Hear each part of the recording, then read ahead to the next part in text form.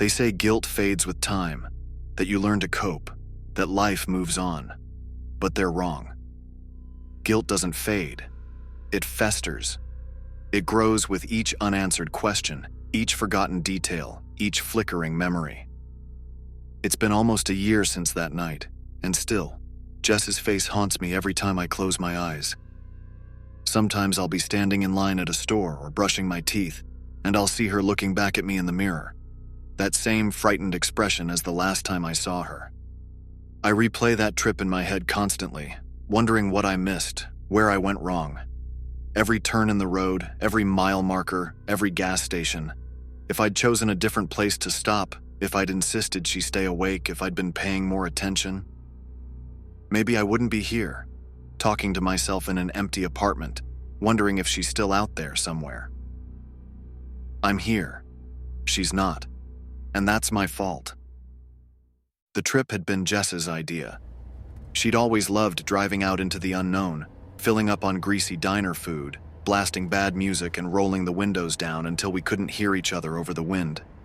She thought this trip, a cross-country drive to visit our aunt in Arizona, would be another one of those adventures. For the first few hours, she was right.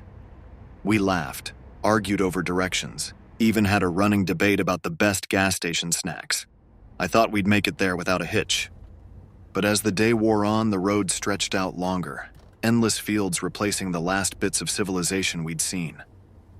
Jess started yawning, complaining about the drive, and by the time the sun dipped below the horizon, her cheerful energy had faded. "How much longer?" she'd asked, glancing at the dark road ahead. "Not sure," I'd said, glancing down at the gas gauge. We were running low, the needle dipping close to empty. "We'll need to find a gas station soon, though." She shrugged, resting her head against the window. "Maybe we should have flown instead." I laughed it off, thinking she was just tired. "It's part of the adventure, right?" She mumbled something under her breath, already half asleep. I kept driving, eyes on the road, trying to push down the growing sense of unease that something felt wrong. As the minutes ticked by, I could feel the tension mounting in the car. Jess shifted in her seat, still dozing, while I concentrated on the asphalt stretching endlessly ahead. The radio buzzed with static, and I fumbled to change the station, searching for something, anything to break the silence. But all I found were fading signals and echoes of long-forgotten songs. It was as if the world outside had closed in around us, swallowing us whole. Then, finally, I saw a sign.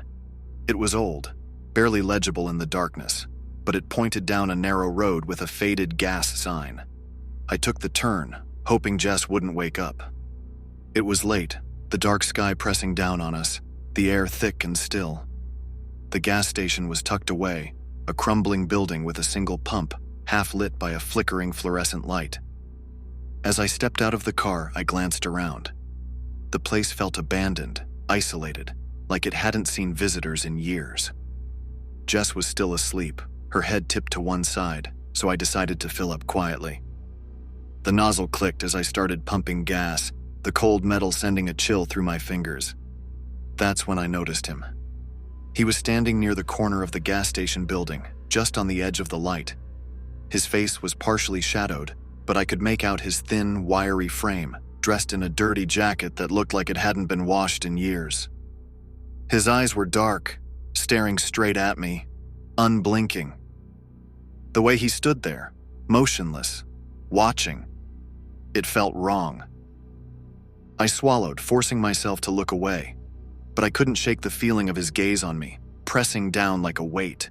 I tried to stay calm, focusing on the gas pump, watching the numbers tick up, trying to convince myself it was just a random guy. "Stranded out here?" His voice was low, scratchy, the kind that seemed to scrape at your nerves.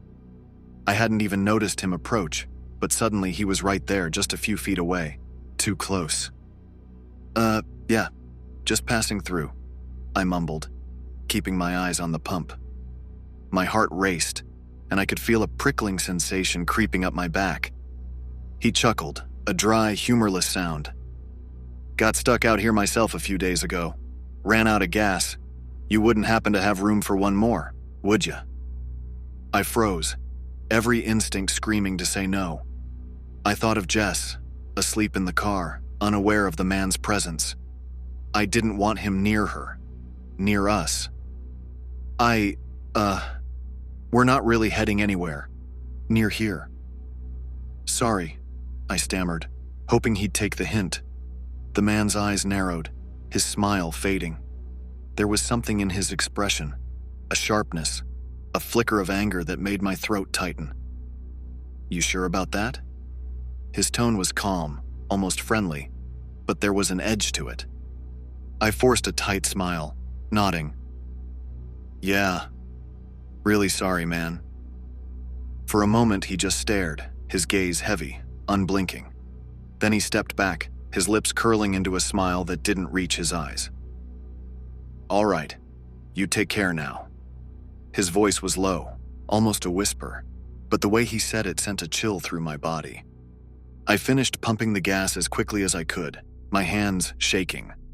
I kept my eyes on the man, half expecting him to make a move, but he just stood there, watching me with that unsettling smile. I slid back into the driver's seat, heart pounding, and started the engine. Jess stirred, her eyes blinking open, groggy and disoriented. What's going on? She mumbled.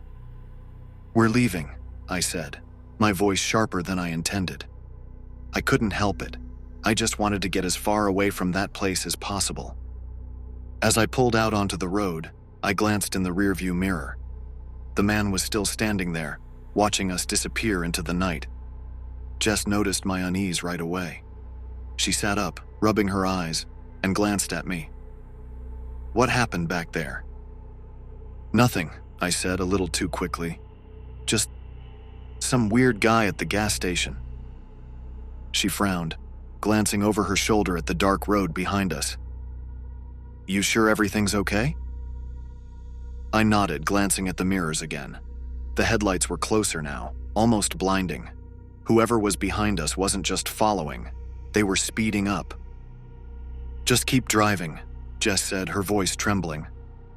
I pressed down on the gas, my heart pounding. The road stretched out before us, winding and narrow, but I kept my foot on the pedal, the engine straining. I could feel the adrenaline coursing through my veins, my hands slick with sweat. The headlights stayed close, too close. They flashed, the high beams blinding us, and I had to squint to see the road. My mind raced, thinking of every horror movie I'd ever seen, every story of hitchhikers and killers on deserted highways. Then, just as I thought we might outrun them, the car behind us swerved, speeding up alongside us. For a split second, I saw the driver's face in the other car's window, a shadowed grin, eyes fixed on us. It was him, the man from the gas station. Panic took over. I swerved, trying to lose him, but the road was too narrow, too treacherous. He matched my every move, his car staying inches from ours, forcing us closer to the edge. Then came the turn. Too sharp, too fast. I lost control. The world spun around me, a blur of headlights and darkness. I heard Jess scream, felt the car lurch as we went off the road, and then... nothing. When I came to, everything was quiet. The night was still, the air cold. My head throbbed and I tasted blood. I tried to move, but my body felt heavy, sluggish. Jess? I croaked, forcing myself to look over. The passenger seat was empty. Jess, I called, my voice echoing in the stillness. I crawled out of the car, stumbling as I searched the darkness, calling her name over and over. The only response was silence. The car was crumpled, the hood smoking slightly, the headlights dimmed. I moved around the wreck, scanning the area, my heart pounding in my chest. Jess, I shouted again, panic rising in my throat. I had to find her. The night felt suffocating, the shadows stretching around me like fingers. I stumbled into the trees lining the roadside, calling her name, praying she'd answer. Each step felt heavier than the last, the underbrush snapping beneath my feet as I pushed further into the darkness. The world around me felt wrong, twisted. I could hear the faint rustle of leaves, the distant hoot of an owl, but Jess's voice was absent, swallowed by the night. Desperation clawed at my insides as I moved deeper, searching for any sign of her. "Jess!" I shouted, my voice hoarse, filled with panic. I could feel it closing in on me. The darkness, the fear, the unknown. It was a suffocating presence, wrapping around me, squeezing tight. Then, finally, I heard something. A soft whimper, a voice just on the edge of my hearing. I rushed toward it, adrenaline surging through me, my heart racing. "Jess!" I called again, relief flooding my veins. But as I pushed through the last of the trees, what I found made my stomach drop. She was there, crumpled on the ground, eyes wide and filled with terror. She looked at me, confusion and fear etched on her face. But before I could reach her, I saw it. The man from the gas station standing behind her, a shadowed figure looming in the darkness. "Don't move," he said, his voice low and dangerous. I froze, my heart pounding in my chest. I wanted to scream, to lunge at him, but all I could do was stand there, paralyzed with fear. "Let her go," I shouted, but my voice trembled. The man's smile widened, almost amused. "You shouldn't have stopped. This is what happens when you stop." He stepped closer, his eyes glinting in the faint light. "Get away from her." I lunged forward, adrenaline kicking in, but he was too quick. He grabbed Jess, pulling her to her feet, holding her close. I could see her trembling, fear radiating from her. "No!" I shouted, desperate, trying to reach her. He laughed softly, a chilling sound. "You're too late. She's not going anywhere." And then everything went dark. When I came to again, I was back in the car. My body ached, pain radiating through me like wildfire. I sat up slowly, the memories flooding back. Jess. I had to find her. Panic gripped me as I glanced around.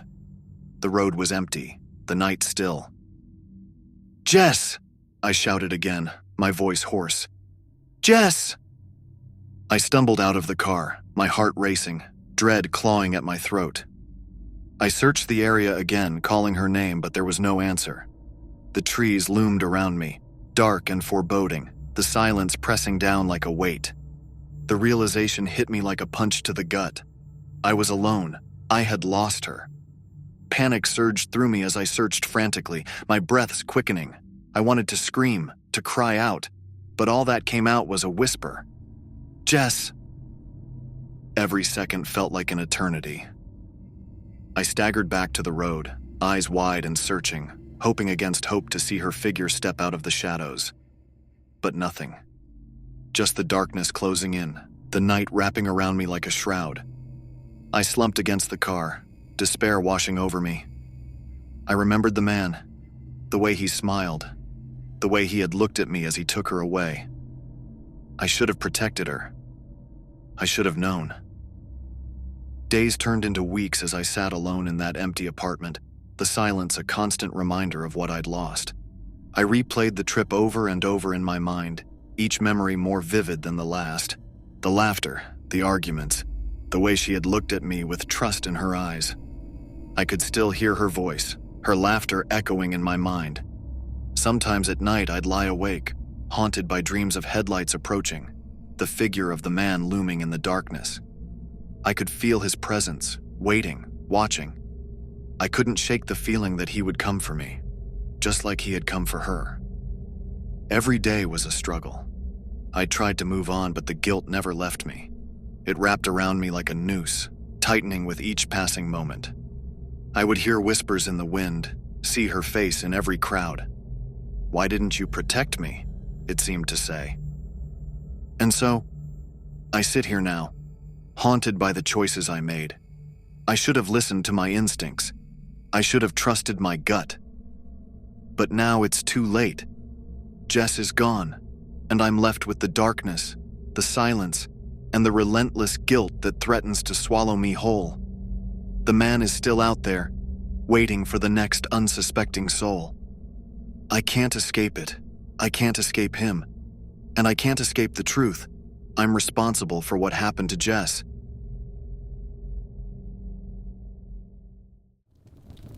They say time heals everything, that memories fade and eventually you move on. But some memories aren't like that. Some stay with you, clear as glass, cutting into your mind over and over. I can't shake the sound of Cass's voice, the last look on her face before she disappeared. I can't stop seeing her silhouette at the edge of the trees.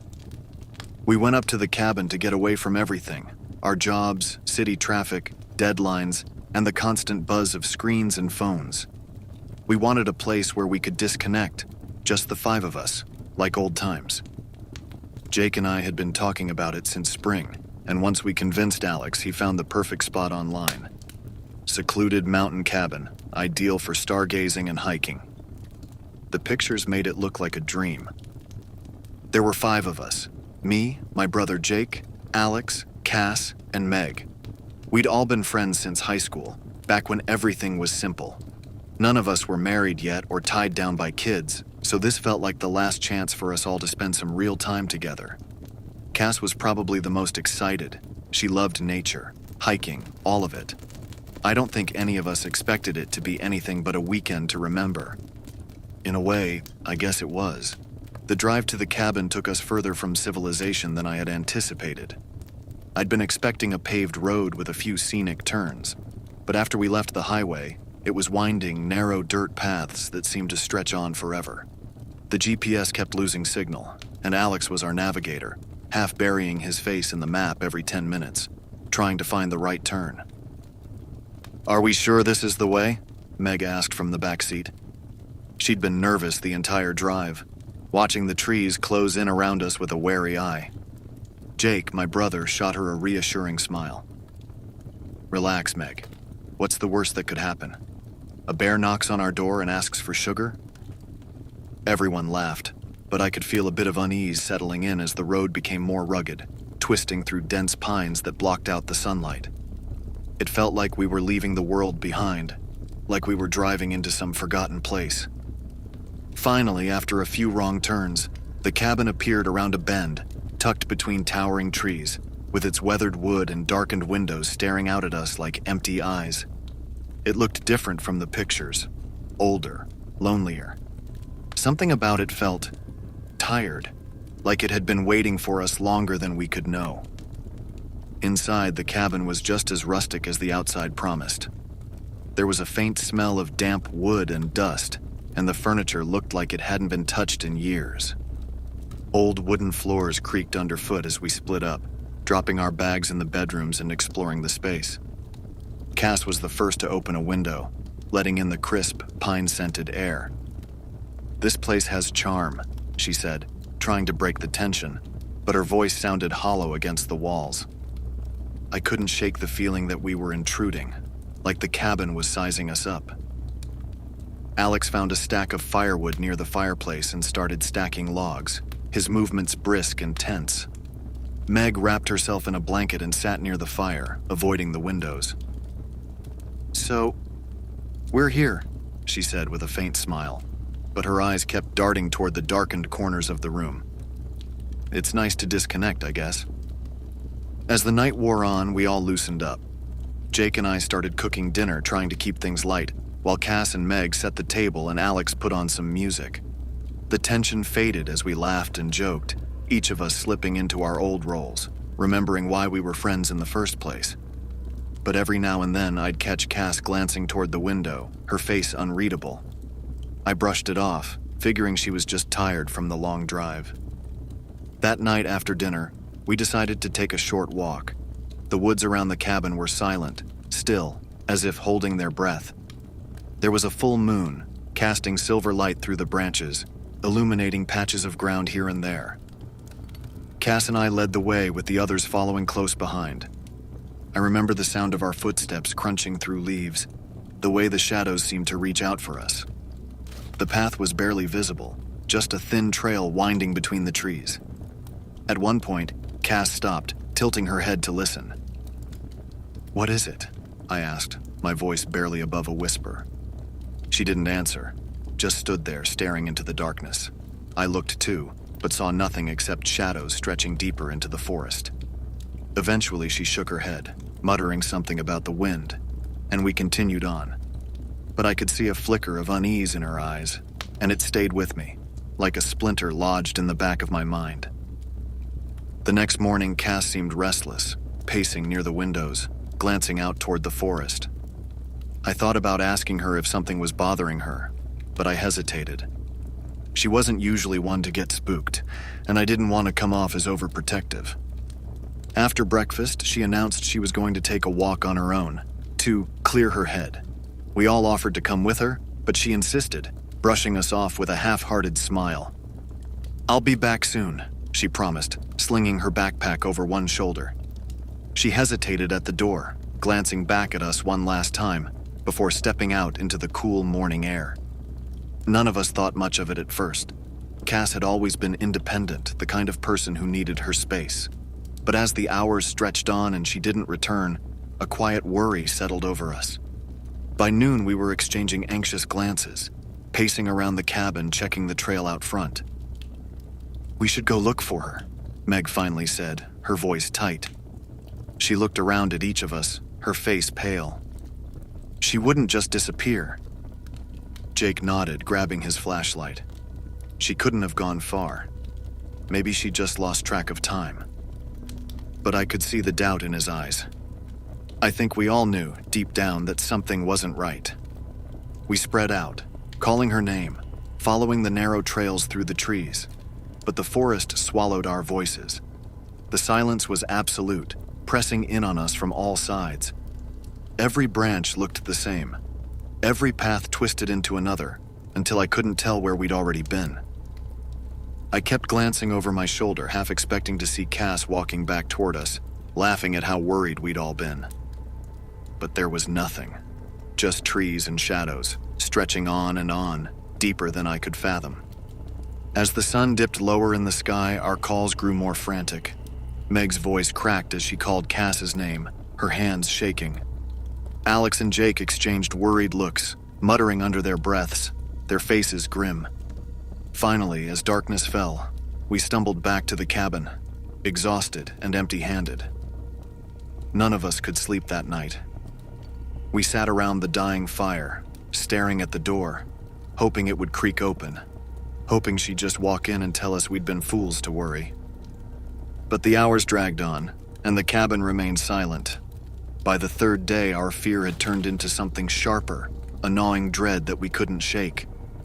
Alex had gone into town to call for help, but the nearest authorities were miles away, and they weren't optimistic. They warned us about the terrain, about the dangers of the forest, but their words only made things worse. Jake paced constantly, muttering about how she couldn't have just vanished, how it didn't make sense. Meg was quiet, withdrawn, her eyes hollow. She sat by the window, staring out into the trees as if willing Cass to appear. I barely recognized her anymore. None of us spoke much. We were too tired, too haunted by the silence, by the weight of the forest pressing in on us. Sometimes I thought I heard footsteps outside, the soft crunch of leaves, but when I looked, there was nothing. Just shadows shifting in the moonlight, branches swaying in the breeze. I told myself it was just my mind playing tricks, but the feeling of being watched never left. The tension was unbearable. We turned on each other, accusing, questioning, desperate for answers that none of us had. Jake insisted that Cass must have left clues, something we'd missed, while Alex suggested she'd just wanted to get away, that she'd been unhappy and had chosen to disappear. But deep down, I knew that wasn't true. Cass wouldn't have left us like that. She wouldn't have walked into the woods without a word. I kept replaying that last look she'd given us, the way her eyes had lingered on the cabin as if she'd seen something we hadn't. Meg started waking up in the middle of the night screaming, convinced that she'd seen Cass standing at the edge of the trees. I tried to comfort her, but the words felt empty, meaningless. We were all trapped, haunted by something we couldn't explain. On the last night as I lay awake, I thought I heard her voice. It was faint, carried on the wind, calling my name. I got up, my heart pounding, and stumbled outside, peering into the darkness. The trees loomed over me, their branches twisting like skeletal fingers. And then I saw it, her backpack lying just a few yards from the cabin, half hidden under a pile of leaves. My hands shook as I picked it up, running my fingers over the familiar fabric, feeling the weight of it in my arms. But there was no sign of her, no tracks, nothing that could explain where she'd gone. In that moment, I knew. She was gone, truly gone, and we would never find her. The forest had swallowed her whole, taken her somewhere I couldn't follow. It's been months now, but I still can't shake the memory of that cabin, the silence that seemed to seep into my bones. I lie awake at night, listening to the wind, waiting for the sound of her voice, wondering if she's still out there somewhere, lost in the darkness. People tell me to move on, to let her go, but I can't. I keep seeing her in my dreams, standing just out of reach, her eyes fixed on me with that same look of quiet understanding, as if she's waiting for me to join her. And sometimes, in the dead of night, I wonder if I ever really left that cabin at all.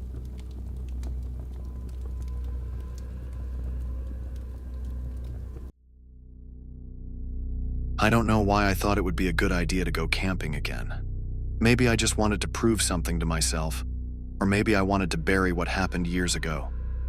My therapist said facing the memories might bring some kind of closure, but all I've found is that old ghosts don't lie still just because you ask them to.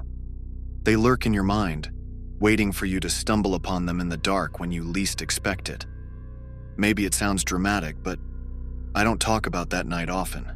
The story's been told so many times by others, the news, the cops, even some of our friends.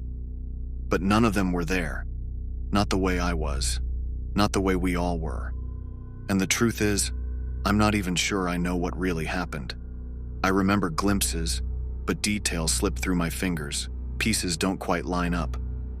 I'll wake up some nights drenched in sweat, my heart racing. Flashes of faces and broken sounds pounding through my skull. But I can never put it all together. And now every time I'm out in the woods, even for a day hike, there's this whisper at the back of my mind, this sense that I'm being watched, or maybe followed. But I guess it's best to start from the beginning. The idea to go camping came from Lucas. He was the one who seemed to live for the outdoors, always pushing for the next big adventure. The rest of us followed him around like moths to a flame, maybe because he seemed like he knew how to handle anything. He'd been talking up some hidden spot deep in the woods, somewhere tourists wouldn't find, a place off the trails, surrounded by nothing but dense forest and absolute silence. Pure, untouched wilderness, he called it, eyes glinting with excitement. We met up early one Saturday morning, piling our gear into the back of Lucas's old Jeep. There were 4 of us that day, Lucas, Sam, Ethan, and me. It was late October, and even though the sun was still warm, there was a chill in the air. I remember noticing it more than usual, a brisk bite, like the air was warning us of the coldness to come, or maybe trying to tell us to turn back. But no one else seemed to notice. The drive felt longer than it should have. The road narrowed as we went deeper into the forest, trees crowding in, leaning toward the road like they wanted to reach out and stop us. The sun slipped behind a veil of clouds, and the leaves whispered as the wind picked up, a hollow kind of sound that settled uneasily in my stomach. But I didn't say anything. I wanted this trip to go well, especially after what happened last time. Lucas finally pulled over in a clearing, and we unloaded the gear, each of us stretching and inhaling the thick scent of damp earth and rotting leaves. "This is it," he said, waving an arm toward a faint path that wound deeper into the woods. The place looked like it hadn't seen a human in ages, and something about it set me on edge, but I forced myself to ignore it.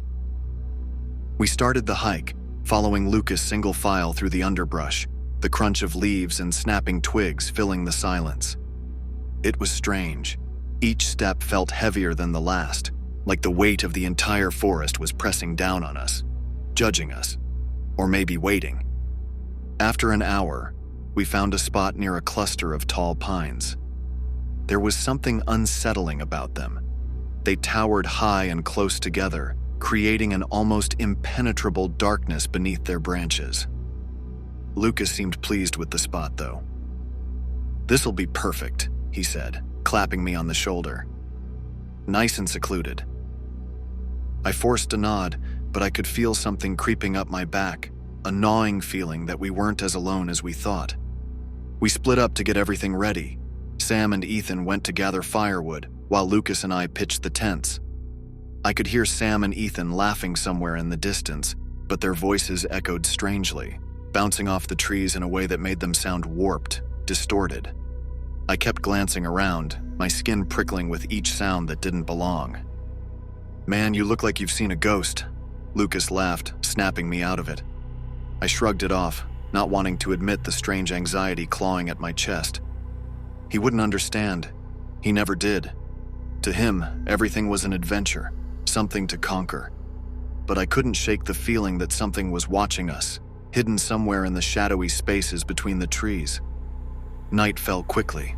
The sky darkened to a bruised purple, then faded to black, the stars hidden behind thick clouds. We built a fire and huddled around it, each of us leaning into the warmth as the temperature dropped. Sam and Ethan started telling ghost stories, each tale more gruesome than the last. But no matter how ridiculous they got, something about the atmosphere made it hard to laugh them off. Each time the wind howled or a branch snapped in the darkness, I felt myself jump. At one point, I excused myself to go to the bathroom, grabbing a flashlight and stepping just beyond the firelight. The beam cut through the trees, illuminating patches of ground and twisted roots. I remember staring into the shadows, feeling as if there was something just out of sight, something waiting, holding its breath. My own breathing grew loud in my ears, and I couldn't stop glancing over my shoulder, convinced I'd see a shadow flicker or hear footsteps that didn't belong to any of us. I thought about going back to the others, but I didn't want them to think I was afraid. So I held my ground, but every second felt heavier, as if the darkness was closing in, wrapping itself around me like a second skin. I finally managed to convince myself it was all in my head and made my way back to the fire, but something was different. The others were sitting quietly, staring into the flames, their faces shadowed and tense. "Did you hear that?" Sam whispered, eyes wide and flicking toward the trees. I shook my head, but my heart was pounding. It wasn't like Sam to look scared. He was the one who usually cracked jokes, who could always find a way to laugh off anything. But right then, his face looked pale, haunted. I glanced at Lucas, expecting him to be his usual cocky self, but even he looked uncomfortable, his eyes scanning the trees like he was searching for something he didn't want to find. And that's when I heard it. A faint, distant sound, like something moving just beyond the reach of the firelight. It was almost too quiet to notice, a soft rustling, as if someone, or something, was dragging its feet across the forest floor. I felt my skin go cold, every hair standing on end. But I didn't say a word. None of us did. The fire crackled, casting long, shifting shadows around the campsite. We sat huddled, staring into the flames as if they could somehow protect us from the thick darkness pressing in. I don't know how long we sat there in silence, each of us too afraid to break it, as if speaking might invite something closer. Eventually, Ethan cleared his throat, trying to force a grin. "All right, so which one of you jokers is trying to freak us out?" he asked, his voice light but with a tremor beneath it. Sam frowned. "What do you mean? None of us went anywhere." Ethan's face tightened, his eyes flicking from Sam to Lucas to me. "Come on, man. I'm not stupid. I saw someone, or something, moving out there. I thought one of you was messing with me. You know, sneaking off for a scare. I wanted to tell him I'd seen it too, or at least heard it. But something stopped me. Maybe I didn't want to sound crazy, or maybe I was afraid that saying it aloud would make it real." I swallowed hard, keeping my eyes locked on the fire, my fingers digging into the cold, damp earth. "Look," Lucas finally said, glancing around at all of us. "We're out in the middle of nowhere. It's probably just an animal or something." He shrugged, but I could see the tension in his shoulders, the way his hands clenched and unclenched. I wanted to believe him, but deep down, I knew it wasn't just an animal.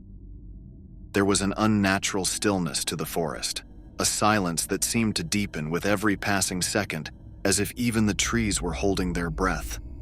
And then, just when I thought the silence would swallow us whole, we heard it again. A faint, dragging sound. closer this time. We all froze, our eyes wide and locked onto the shadows beyond the firelight. The noise continued, soft and steady, like something heavy being pulled through the leaves.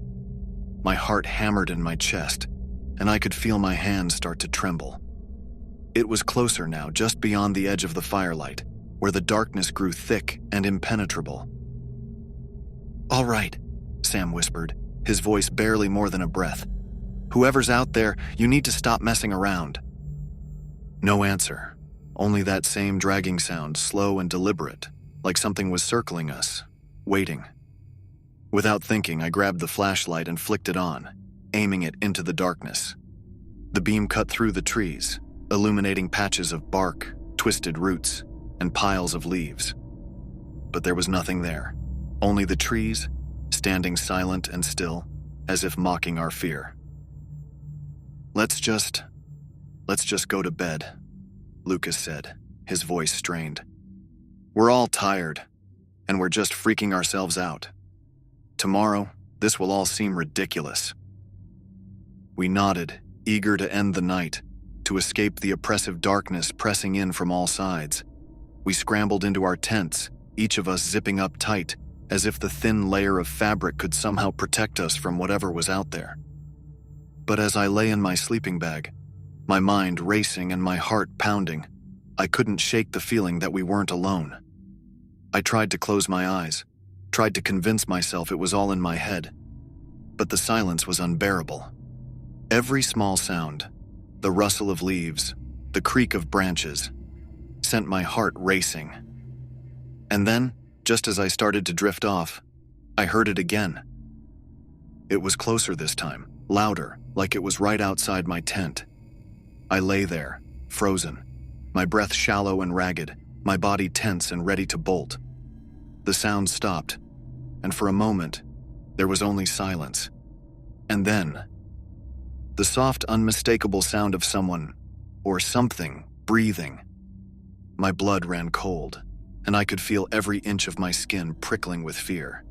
It was right there, just on the other side of the thin tent wall, so close I could almost feel its presence pressing down on me. I clamped my hand over my mouth, afraid to make a sound, afraid that even the smallest movement would give me away. And then, just as suddenly as it had come, the breathing stopped. I lay there, motionless, for what felt like hours, my heart pounding, my mind racing. Eventually, exhaustion took over, and I drifted into a restless, uneasy sleep. When I opened my eyes, the first thing I saw was the soft, gray light filtering through the tent.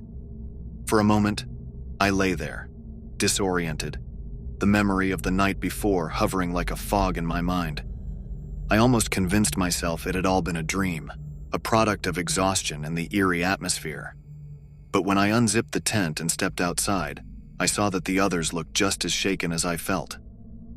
Lucas was staring off into the trees, his face pale and drawn. Sam was pacing, muttering to himself, while Ethan sat by the fire pit, his hands clenching and unclenching as he stared at the ground. We didn't talk about what had happened, didn't say a word about the noises or the strange presence that had seemed to surround us. Instead, we moved in silence, packing up our things with a kind of frenzied urgency. We all wanted to leave, to get as far from that place as possible. But just as we were getting ready to go, Ethan froze, his eyes fixed on something near the edge of the campsite. "Guys," he said, his voice barely a whisper. "Look." We turned, following his gaze, and my heart skipped a beat. There, in the dirt just beyond the tents, was a trail. A long, twisted drag mark, like something heavy had been pulled through the leaves, leading away from our camp and disappearing into the trees. We stared at it, each of us too afraid to move, too afraid to speak. My mind raced, replaying the sounds from the night before, the soft, dragging noise that had haunted us in the dark. I glanced at Lucas, expecting him to brush it off, but he looked just as terrified as the rest of us, his face pale, his hands trembling. Without a word, we grabbed our gear and started down the trail, moving as fast as we could, our footsteps loud and frantic in the still morning air. I kept glancing over my shoulder, half expecting to see something following us, something lurking just beyond the trees. But there was nothing. Only the empty silence of the forest, watching us, waiting. The hike back to the Jeep felt like it took twice as long. None of us spoke, and every crack of a branch or a rustle of leaves sent a jolt of fear through me. By the time we finally reached the Jeep, we were all drenched in sweat, our faces pale, our bodies tense. But just as we loaded up the last of our gear, Sam paused, his eyes fixed on something just beyond the Jeep. I followed his gaze, my heart sinking as I saw what he was staring at. There, scratched into the bark of a nearby tree, was a single word: stay. A cold chill ran down my back, and I could feel my pulse pounding in my ears. I glanced at the others, and I could see the same fear mirrored in their eyes. Without a word, we climbed into the Jeep, Lucas slamming his foot down on the gas as we tore down the dirt road, leaving that cursed place far behind. We never talked about it after that day, never mentioned the noises, the dragging sound, the breath on the other side of the tent. But sometimes, late at night, I can still hear it, the soft, steady drag of something moving through the darkness, coming closer, inch by inch. And every now and then, I find myself wondering if it's still out there, somewhere in those woods, waiting for the next group of campers to wander too far from the beaten path to step into its territory and disturb its silence. Waiting, perhaps, for someone like me to make the mistake of coming back.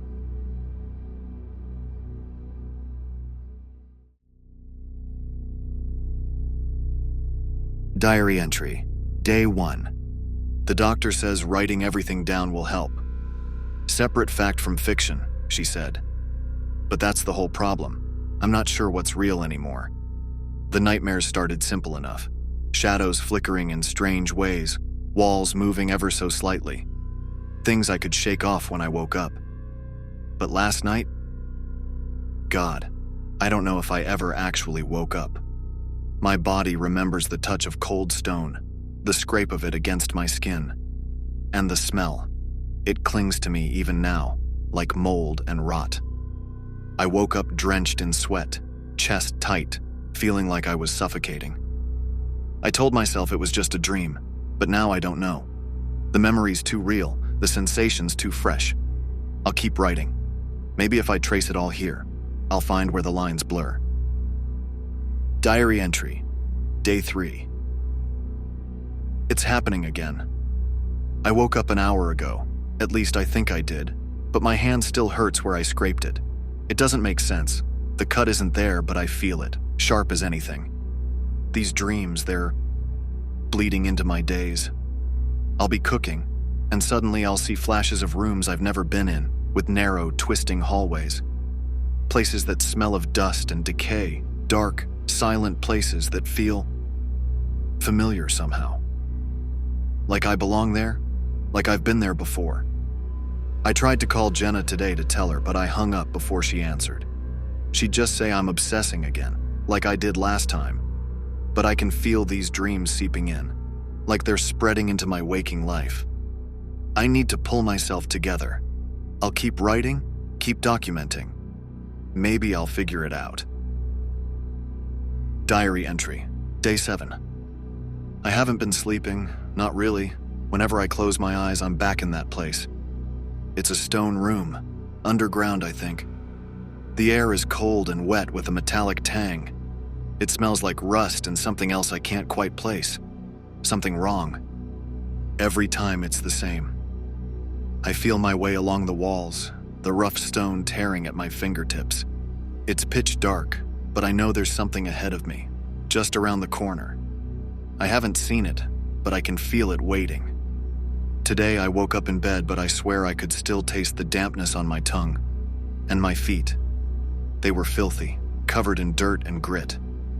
I don't know how they got that way. Diary entry, Day 10. Last night was worse. It's becoming impossible to tell where I end and these dreams begin. I was back in that underground room, wandering through those cold, winding corridors. Every sound, every scent seemed sharper, louder, more present. I remember hearing footsteps behind me, but whenever I turned, there was nothing. just a heavy silence that felt as though it was pressing against me, weighing me down. When I woke up, there was dirt under my nails. Real dirt. I couldn't shake the smell of wet soil, as if it had clung to me through the dream. My sheets were bunched around me, as if I'd fought to break free of something. But when I tried to stand, I felt a sharp pain in my heel. There was a small stone, jagged, filthy, just lying there on the floor. The logical part of me says it must have come from outside somehow. Maybe it got stuck to my shoe.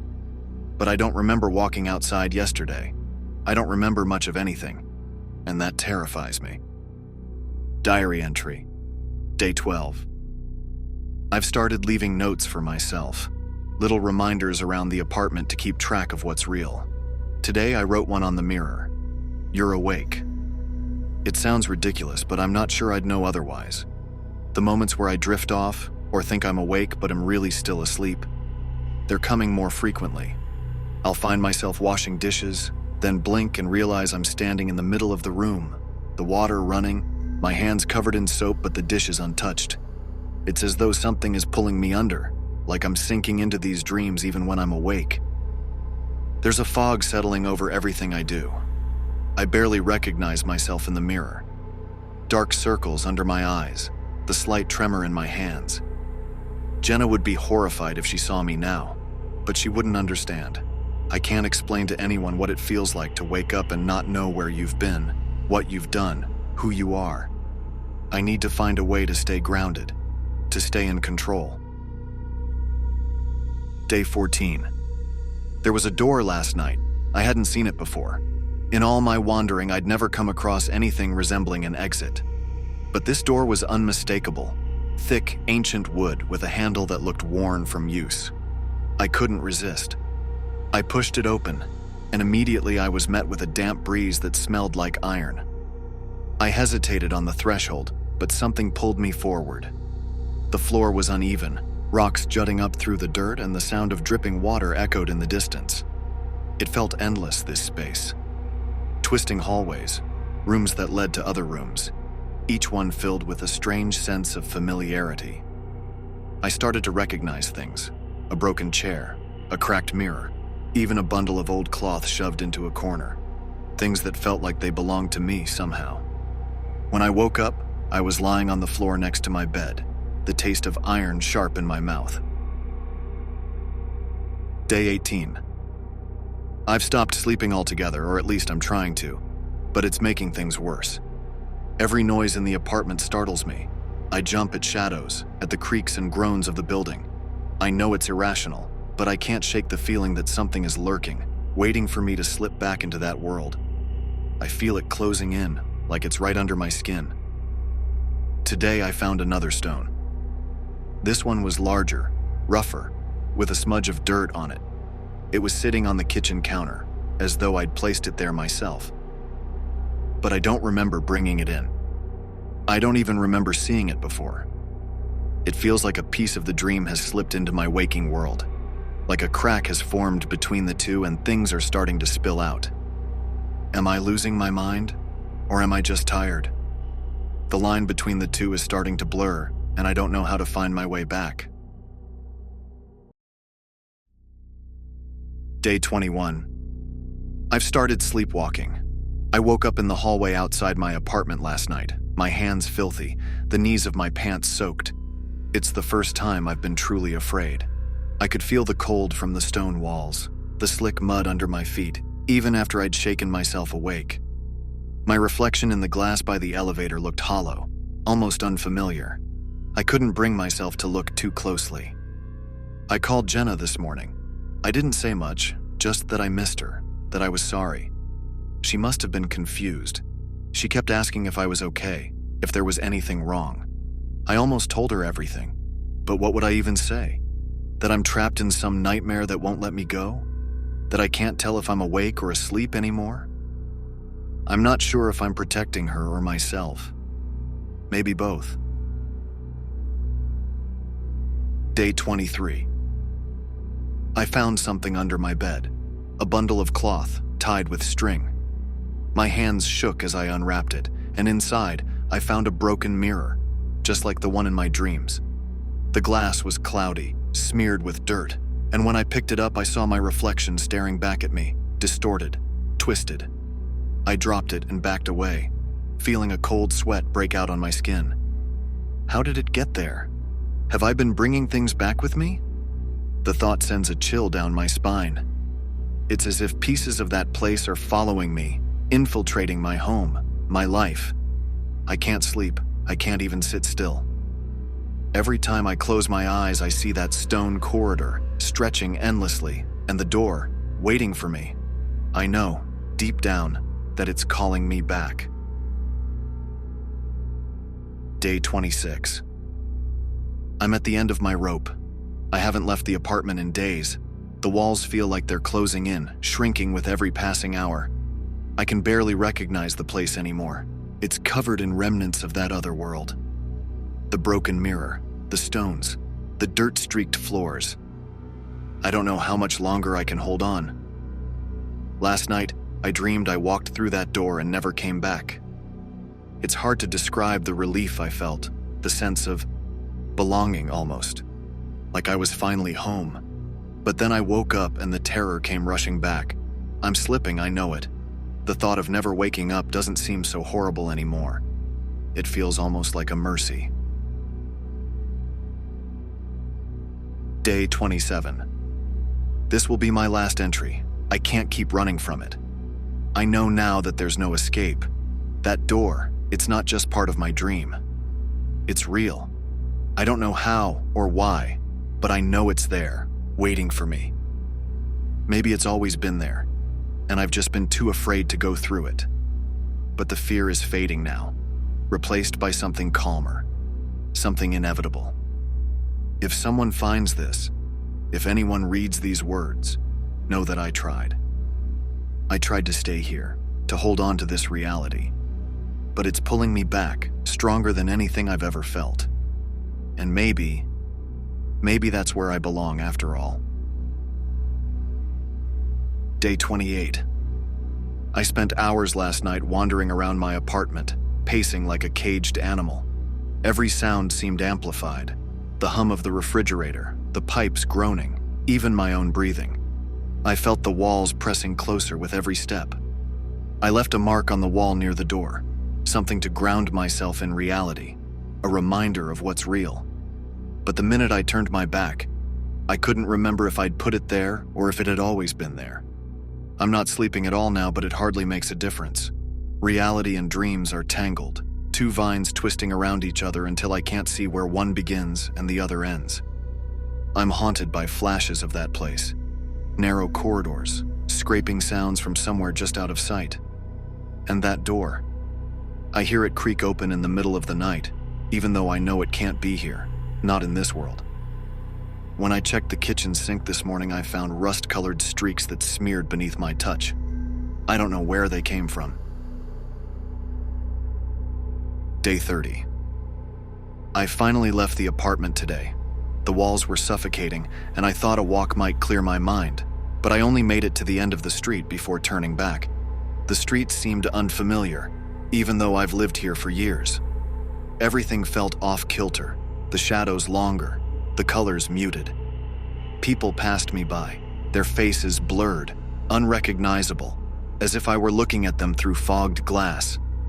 I tried to buy groceries, simple things, bread, milk, something to remind me of normal life. But when I got to the register, the items had disappeared from my basket. I'm sure I picked them up. I can even remember the weight of them in my hands, but it's as if they never existed, as if I imagined the whole thing. I left the store empty-handed, with the cashier giving me a look that felt somewhere between pity and fear. Back in the apartment, the air felt thicker, more oppressive. I can feel it seeping into my lungs, my mind.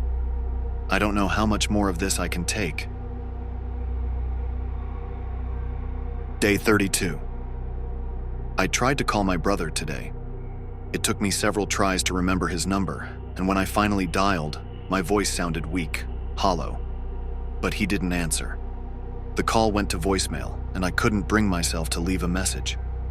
What could I possibly say? That I'm being haunted by dreams that are taking over my life, that I'm slipping away, disappearing into some place that exists only in shadows. I wonder if he would even recognize my voice. I barely recognize it myself.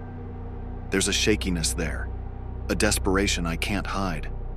And my reflection, it's not right. I avoid the mirror now, but sometimes, out of the corner of my eye, I catch a glimpse. I look thinner, older, as if these dreams are draining the life from me. The shadows under my eyes have darkened, spreading like bruises. Day 34. There's a sound that's been following me. It started as a faint scraping, like metal dragging against stone, but it's grown louder, more insistent. It echoes through my apartment, bouncing off the walls and into my mind until I can't escape it. I don't know where it's coming from, but I can feel it pulsing, vibrating through the floor. It's almost like it's alive. I tried plugging my ears, drowning it out with music, but nothing works. It's there, constant, drilling into my thoughts, eroding any sense of peace I have left. I'm starting to wonder if it's in my head, if this is all just some trick my mind is playing on me. But it feels too real, too visceral. The door is waiting for me, just like it always is. I can feel it, lurking in the back of my mind, calling me. I can't resist forever. Day 35. I haven't slept in days now. I feel like a ghost, drifting through my own life, unable to touch anything real. The air in my apartment feels thick, as if I'm underwater, and every step I take feels sluggish, heavy. The walls have taken on a strange texture, rough and uneven, almost like stone. I keep finding those little stones around the apartment, more and more of them. They're scattered everywhere, on the counter, in my bed, even in my shoes. They're all different sizes, but they all have the same rough, worn feel, as if they've been dragged across something sharp. And they're always cold to the touch, freezing, as if they've been pulled from some underground place. I tried throwing them out, but the next morning they were back. I don't know how they're getting in, but they're multiplying. It's as if they're trying to tell me something, to show me the way. Day 37. I walked down to the basement today. I'm not sure why. Maybe I thought I'd find something down there, some clue, some answer. The stairwell was dark and the air was damp, with a faint metallic tang that made my stomach turn. It reminded me of the corridors from my dreams. At the bottom, I found an old, cracked mirror leaning against the wall.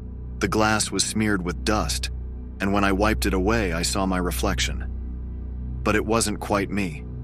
There was something off, something wrong. My eyes looked hollow, empty, like they belonged to a stranger. I don't remember how long I stood there staring at that reflection. It felt like hours, but it could have been minutes. When I finally turned away, I felt a weight settle over me, a sense of inevitability. Whatever's happening to me, whatever this is, I don't think there's any way out. Day 40. I've stopped trying to fight it. I know now that this is my fate, that I can't escape. The dreams, the door, the endless corridors, they're part of me now, woven into my mind, my soul. I can feel them pressing against my thoughts, filling every corner of my mind with their darkness. Last night I walked through the door again, but this time I didn't wake up.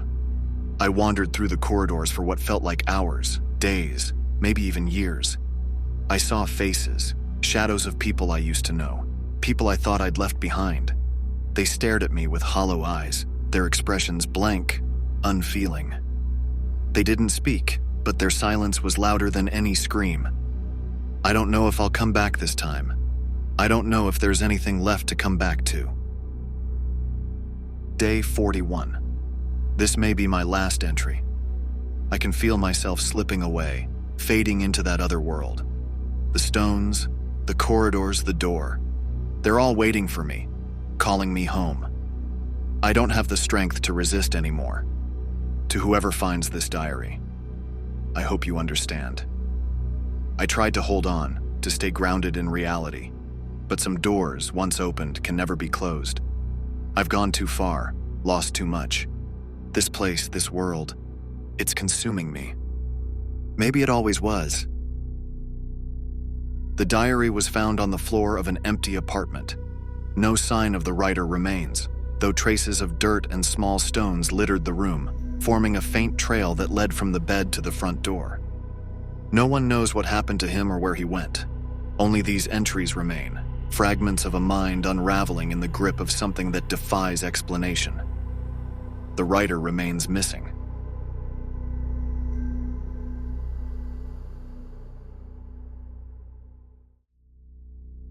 It all began innocently enough.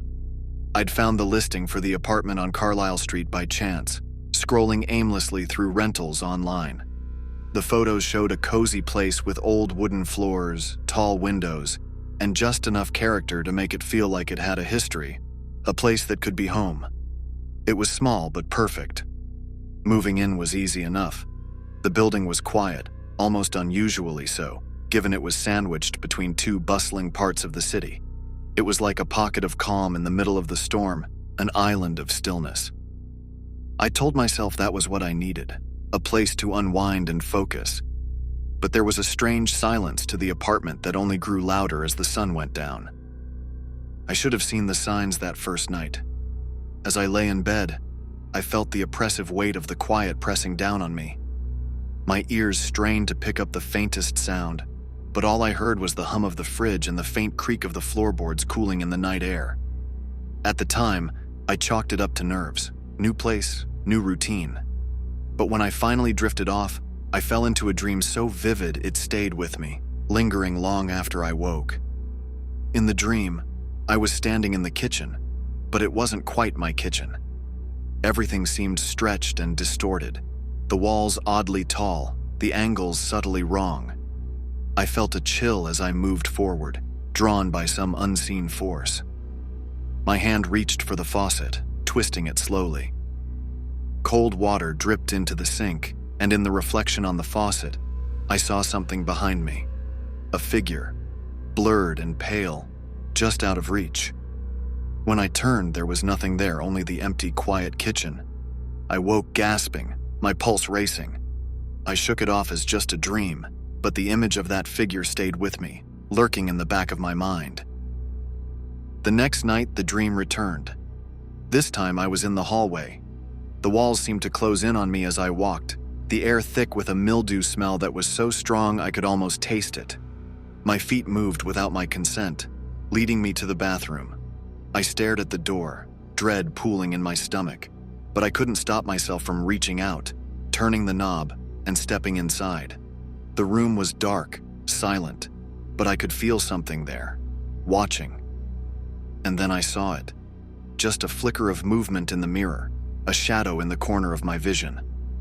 I tried to scream, but no sound came out, and I woke up drenched in sweat, my body trembling. I wanted to believe it was just a coincidence, just my mind playing tricks. But the dreams kept coming. Each night, I'd return to the same distorted version of my apartment, and each night, it was worse.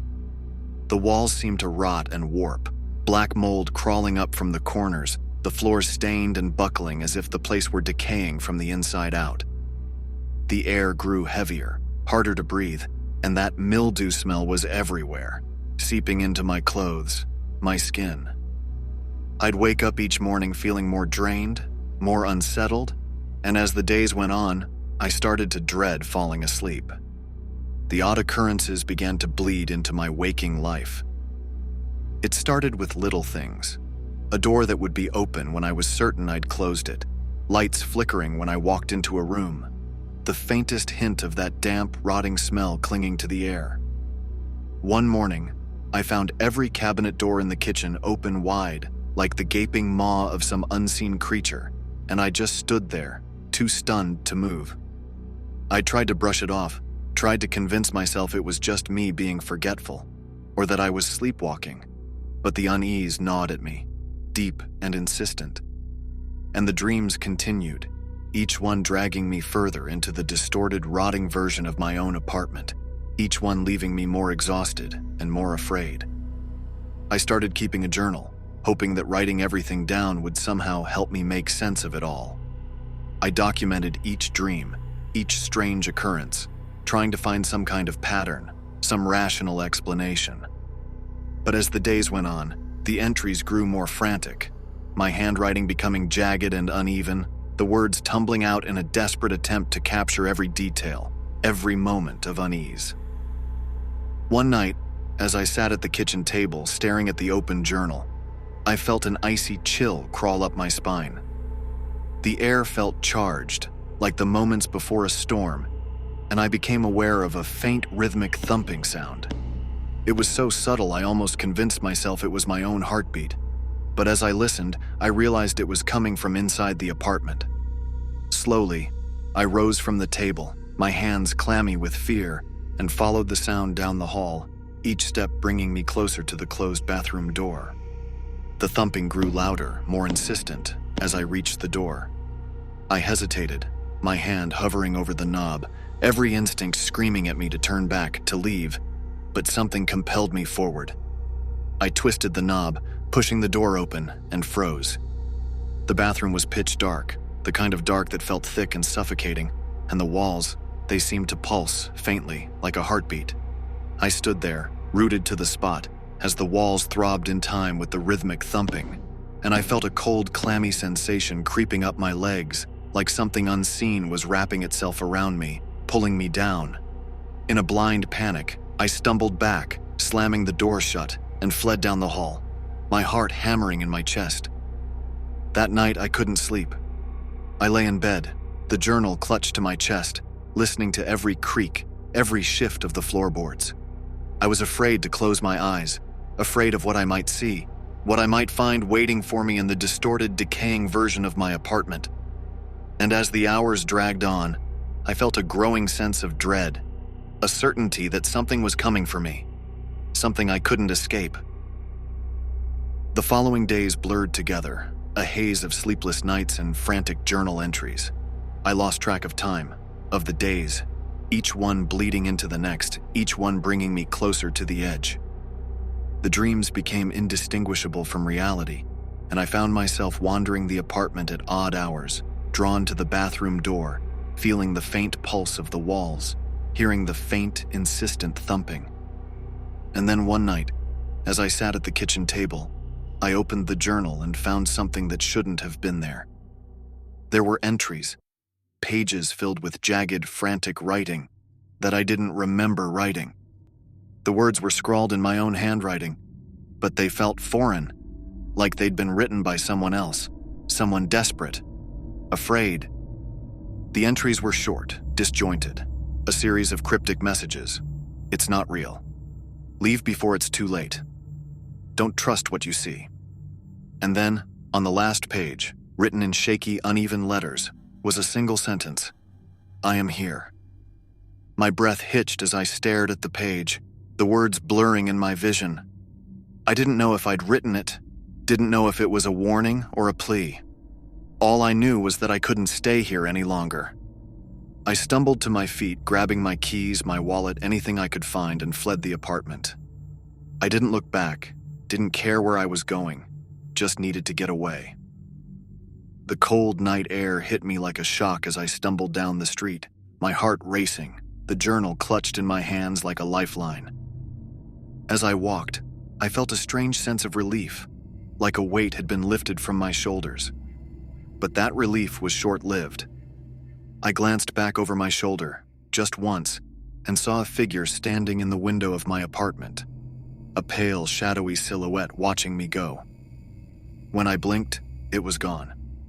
But the dread remained, gnawing at me, a dark certainty that whatever had haunted me in that apartment wasn't bound by walls or doors. It had followed me, its presence lingering in the cold night air, whispering in the back of my mind. As I left the apartment, that feeling of suffocating dread lessened with each step, and for a moment, I allowed myself to believe I'd finally escaped whatever darkness had taken root in my life. I found a hotel across town, and I checked in, desperate for a few hours of peace. The receptionist handed me a key with a sympathetic look, no doubt seeing the exhaustion etched on my face. Inside the room, I tossed the journal onto the small table and collapsed onto the bed, too weary to think, too numb to fear. But as the minutes stretched into hours, I found myself drawn back to the journal, to those frantic entries I didn't remember writing. I had to know if it would explain something. Anything. I opened the journal to the last page, the one with the chilling words, "I am here." But now there was something more beneath it. Faint, as if scratched onto the page with a blunt object. I squinted, angling the page to the light. The words seemed to shimmer, almost coming to life before my eyes. "Look up." My heart began to pound as I glanced around the room, the shadows stretching long and dark in the dim light. I fought the urge to look directly above me, but a twisted compulsion took hold, and slowly I raised my gaze. There, reflected in the small dusty mirror above the bed, was the apartment. My apartment. The flickering light, the warped walls, the dark pulsing shape lingering in the bathroom doorway. I could barely make out a figure standing there, a version of myself, gaunt and hollow-eyed, staring back at me with a twisted expression of recognition. But something was wrong. The mirror version of myself held something in its hand, something dark and glossy, and it took me a moment to realize it was the journal. I felt bile rise in my throat as the realization hit me. I wasn't looking into my current hotel room at all. I was staring into a reflection of that rotting apartment, seeing a version of myself trapped in that nightmarish space. I slammed the journal shut, my hands shaking, but the image remained burned in my mind. The other me, forever in that decaying version of my apartment, holding the journal, as if waiting for me to return, as if it were still inescapably me. The chilling realization hit. I hadn't left anything behind in that apartment. I was the one left behind. As I tried to make sense of this horrific truth, the light in the hotel room flickered. The smell of damp mildew crept in, and when I looked down, the journal's cover had begun to rot, its edges curling, dark patches of mold spreading across the surface. Before I could move, the bathroom door creaked open, and a damp, cold air swept into the room. And I knew, with terrifying clarity, that no matter where I went, no matter how far I ran, I would always be trapped, bound to that place, that rotting reflection of myself. Because I'd never truly escaped. I was already home. This story was found on an old tape recorder delivered anonymously to a local homeless shelter. Nobody knows what happened to the person who recorded the tape.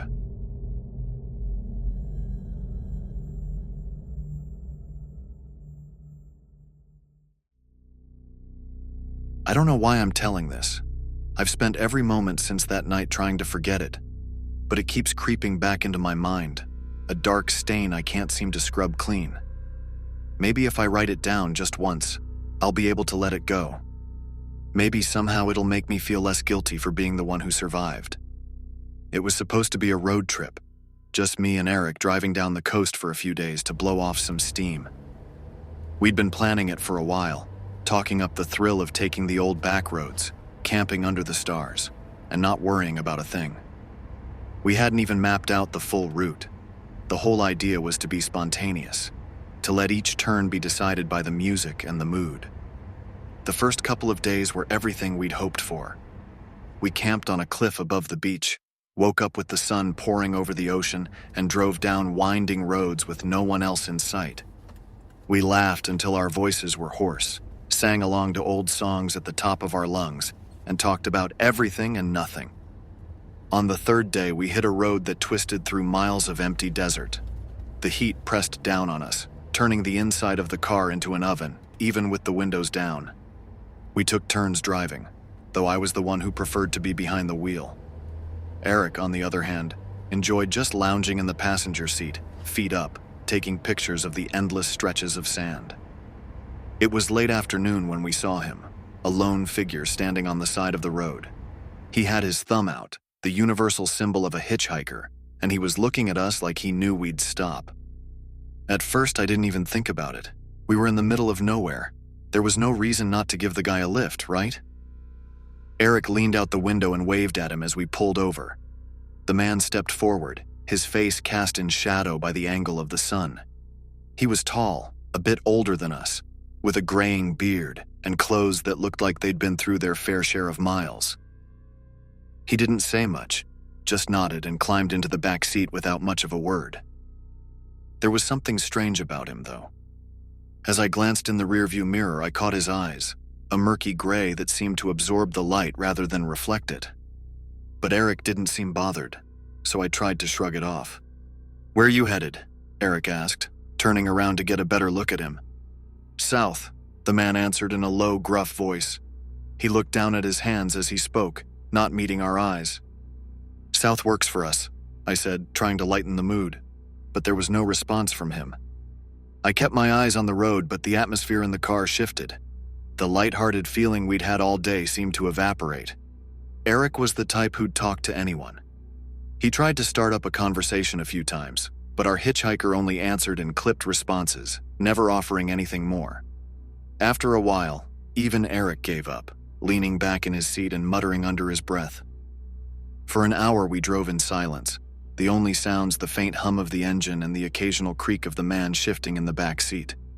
I could feel the tension in my hands gripping the wheel, my knuckles white against the heat of the dashboard. As the sun dipped below the horizon, Eric pulled out a map and suggested we find somewhere to stop for the night. "There should be a small town coming up," he said, tracing a line with his finger. But before we could decide, the man spoke up. "There's a place just off the road, about 10 miles ahead, an old motel." The hairs on the back of my neck prickled, though I couldn't say why. Maybe it was his voice, low and flat, with a tone that suggested he'd been there before. Eric shrugged, indifferent to the oddness, and I didn't want to seem paranoid, so I nodded. "Sounds good," I said, forcing a smile. "Let's check it out." The motel was barely a dot on the map, a forgotten relic with faded paint and a flickering neon sign that barely lit up the dusty parking lot. It looked abandoned at first glance, but as we got closer, a faint light glowed in the office window. The man stepped out of the car and walked straight for the office without a word. I watched him disappear inside, a strange sense of relief washing over me. But at the same time, I couldn't shake the feeling that something was off. "I don't like this place," I muttered to Eric, but he only chuckled, brushing it off. "Come on, it's an adventure, right?" he said, giving me a playful nudge. But I could see a flicker of unease in his eyes, too. Our hitchhiker came back with a key and gestured to one of the rooms. He didn't ask if we wanted to share a room, and for some reason, we just went along with it, following him to the door. The room was dark and smelled like mildew. One dim bulb hung from the ceiling, casting long shadows that seemed to stretch toward us. "Cozy," Eric joked, but his voice lacked its usual humor. We set our bags down and tried to make ourselves comfortable, but as the night wore on, the silence grew heavier, pressing in on us from every corner. I lay on one of the beds, staring at the cracked ceiling, unable to sleep. I could hear Eric's soft breathing on the other side of the room and the occasional creak of the floorboards. Around midnight, the man stood up without a word and walked out of the room. I watched him go, feeling a mix of relief and dread. The door clicked shut behind him, and I heard his footsteps fade into the night. I must have drifted off eventually because when I opened my eyes, it was morning. The first thing I noticed was the empty bed next to mine. Eric was gone. I sat up, rubbing my eyes, and called his name. No answer. His bag was still by the door, untouched. I felt a growing sense of panic, a knot tightening in my chest. I threw on my shoes and stumbled outside, hoping to see him in the parking lot or around the motel. The hitchhiker was sitting on the curb, smoking a cigarette, his face shadowed in the morning light. "Where's Eric?" I demanded, my voice sharper than I intended. He shrugged, exhaling a plume of smoke. "He went for a walk," he said, but there was something in his tone that made my skin crawl. "What do you mean? Where did he go?" I was struggling to keep my voice steady, but the man only smiled, a slow, cold twist of his lips. "He'll be back," he said, his voice low and certain. But somehow, I knew he wouldn't. I spent hours searching, my calls echoing through the empty desert. There was no sign of Eric, and each time I returned to the motel, the hitchhiker would be there, waiting, watching me with that cold, impassive gaze. Finally, as the sun dipped below the horizon again, I went back to the room, defeated. I collapsed onto the bed, exhausted, my mind racing with fear and confusion. It was then that I noticed a scrap of paper on the nightstand. I picked it up, my heart pounding, and saw it was a note, scrawled in Eric's handwriting. "Don't trust him. Leave now." I dropped the note, my hands shaking. I stumbled out of the room, the desert stretching out before me, empty and silent. The hitchhiker was nowhere to be seen.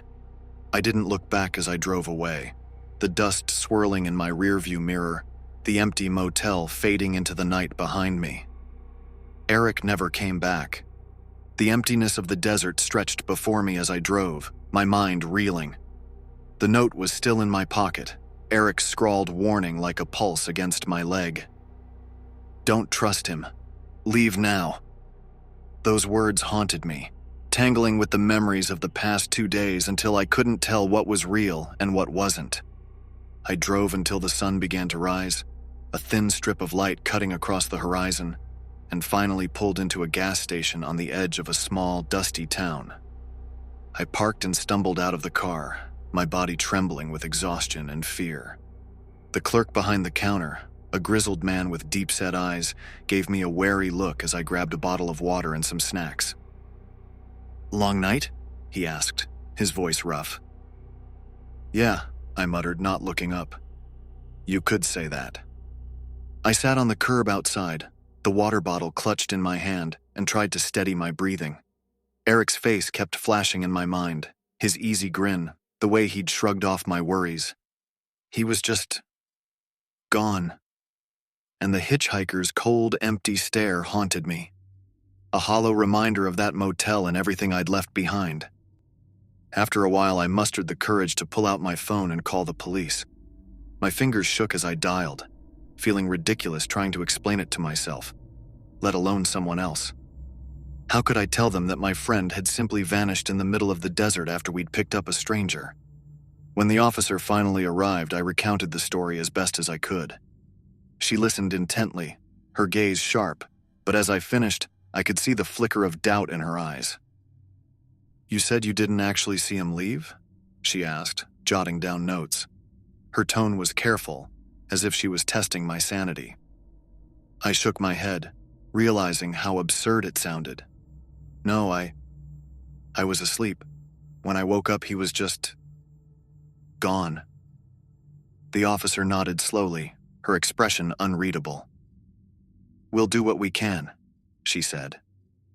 "But out here, people disappear. It's easy to get lost in the desert." The words hit me hard, as if I was just another traveler who'd gotten too close to the edge. But Eric wouldn't have just wandered off. He'd left that note for a reason. He'd known something was wrong. And if he was out there somewhere, lost or worse, I couldn't bear the thought of leaving him behind. They told me to check back in a few days, but I couldn't shake the feeling that I'd just been dismissed. I couldn't bring myself to leave, though, so I stayed in that small town, roaming the roads every day, scanning the desert, calling his name into the empty expanse. Each night, I'd end up in my motel room, staring at the ceiling, replaying that last conversation with the hitchhiker, wondering what I'd missed, what I could have done differently. Days turned into a week, and I grew more desperate, haunted by half-glimpsed memories and the nagging feeling that I'd forgotten something important. I started asking around, trying to find anyone who knew the man we'd picked up, anyone who might have seen him. One afternoon, I showed Eric's photo to an old woman who ran a small diner on the edge of town. She looked at it, her eyes narrowing. "He was with you?" she asked, her voice barely a whisper. I nodded. "Yeah, he went missing." Her gaze shifted, and I saw something in her expression I hadn't seen in anyone else. Recognition. She glanced around, as if someone might overhear, and then beckoned me to follow her to a quiet corner of the diner. "You're not the first one to come looking for a friend," she said, her voice low and serious. "I've seen them come through looking lost, same as you, asking about a friend who disappeared on these roads." I felt a cold crawl down my back. "What do you mean?" "They pick him up," she continued, her voice almost a whisper. They don't know him, and they all leave alone. Her gaze turned sharp, piercing. Did he say much to you? I shook my head, my mind racing. Hardly anything. He barely talked at all. She nodded, as if that confirmed something she'd already known. That's because he doesn't need to. Once he's in your car, he's already taken what he needs. My hands were trembling. What are you talking about? She leaned closer. That hitchhiker, he isn't just some lost soul. He's been out here longer than anyone can remember, showing up now and then, always looking the same, always hitching rides. People who pick him up end up with memories that don't add up, friends who vanish without a trace. Her words sank into me, filling me with a cold, gnawing dread. But that doesn't make any sense. He was just a man. She shook her head. I've heard it all before. He's just a man to you, but to the ones who disappear, he's something else. He's a shadow that feeds on lost souls. I stumbled back, unable to process her words. It sounded impossible, like something out of a nightmare. But as I thought back, the gaps in my memory, the strange feeling of fog around that night, all of it suddenly made a horrible kind of sense. Whatever he was, he had taken Eric, and I'd been left behind, marked by his silent presence. I left the diner in a daze, the desert stretching endlessly around me. Every shadow along the road seemed to twist and shift, like it held secrets I couldn't bear to uncover. I stayed in that town for another week, driving those empty desert roads, searching, clinging to the idea that maybe, somehow, I could find Eric. But with each day, the gaps in my memory widened, leaving me haunted by half-formed images, sounds I could barely remember, and a chilling certainty that I'd missed something vital. The police stopped taking my calls, dismissing me as a grieving friend who'd lost his grip on reality. On my last night in town, I returned to the motel room, pacing until my thoughts tangled. I grabbed Eric's note from my pocket, running my fingers over the faded ink. Don't trust him. Leave now. I must have read those words 100 times, but I still felt I was missing something, a hidden meaning, something I'd overlooked. Then, almost on instinct, I checked my phone, scrolling through my texts, photos, anything to make sense of what had happened. But when I reached the photo gallery, my breath caught. There, amidst random shots from our trip, was a photo I didn't remember taking. A blurred, distorted image of Eric, his face half lit by the car's headlights. But something else was in the frame too, something that made my skin crawl. Just behind Eric, leaning against the car window, was the hitchhiker's face, grinning, eyes hollow and lifeless. I stared at the photo, heart racing. I hadn't taken it. I didn't even remember seeing him get that close to Eric. My fingers trembled as I swiped again, finding another photo. This one darker, taken from the back seat, as if someone had snapped it from right behind us. The image showed the hitchhiker in sharp focus, while Eric and I sat oblivious in the front seats, laughing. My stomach twisted as I noticed his hand, long and thin, resting just behind my shoulder. I fumbled, nearly dropping the phone, my mind spiraling. The photos made no sense. There were 5 more, each one closer, each one more disturbing than the last. In one, Eric was asleep, his head against the window while the hitchhiker stared at him from the shadows, a hand hovering over his face. The final photo was of me, just me, standing by the car, looking directly into the lens. My expression was vacant, hollow, as if I were sleepwalking. Behind me, the hitchhiker loomed, his grin wider than I remembered, his eyes darker than night. It looked as though he were whispering something in my ear, and I could swear, even in the grainy darkness, that he was mouthing 2 words. It's time. I slammed the phone down, breath coming in shallow gasps, and bolted from the room, my footsteps echoing in the motel hallway. I ran out to the car, feeling the unbearable weight of the desert pressing down on me, of all those empty roads and endless miles. I drove for hours, unable to shake the feeling that the hitchhiker was there, just out of sight, watching, waiting. Days later, when I finally returned home, I couldn't bear to look at the photos again. I deleted them all, hoping to erase whatever had attached itself to me, hoping it would end there. But every so often, late at night, I still feel it. The memory of that cold, empty stare, the ghostly weight of a hand on my shoulder.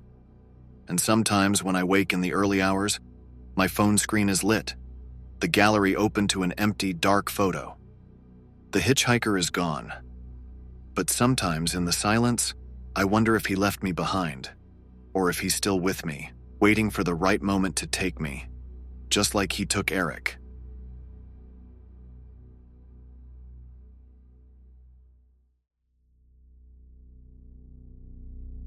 I've never been much for long stories, but this one's different.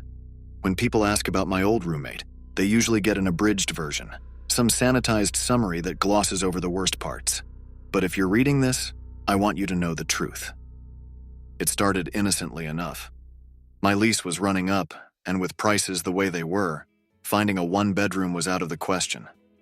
So, like so many people, I turned to the roommate ads. Most of them were college students, couples, or people with no pets, no parties, no overnight guests, typed in all caps. Then I found her ad. Anna. Roommate needed ASAP. Clean, quiet, and respectful. Room available immediately. Utilities included. Text if interested. Straightforward, no nonsense. When I messaged her, she replied almost immediately. The room was available to view that evening, and though I usually wouldn't jump into something like that, my desperation outweighed my caution. I didn't want to end up living out of my car. When I arrived, Anna greeted me at the door. She looked normal enough. Tall, dark hair pulled back into a bun, friendly enough smile. The house was older but clean, tucked into a quiet neighborhood. She led me through a brief tour, showed me the room, and mentioned that the last tenant had left suddenly. I asked her what she meant by suddenly, and she shrugged. Some people just aren't reliable, she said, avoiding eye contact. A cold sweat tickled the back of my neck, but I pushed it aside. Rent was low, the house was spacious, and I'd have my own room. So I moved in, simple as that. For the first few weeks, things were surprisingly normal. Anna was quiet, almost invisible, really. She worked late hours, or so she said, and most mornings, I didn't see her before she left. I got into my own routine: work, gym, sometimes a drink with friends. Then, about a month in, I noticed small things that seemed off. Doors left open when I remembered closing them. A plate out of place in the kitchen, as though someone had moved it an inch to the left. Nothing major, but I started feeling like I was intruding on someone else's life, like I was living in Anna's shadow. One night, as I came home from a late shift, I found her sitting in the dark, in the kitchen.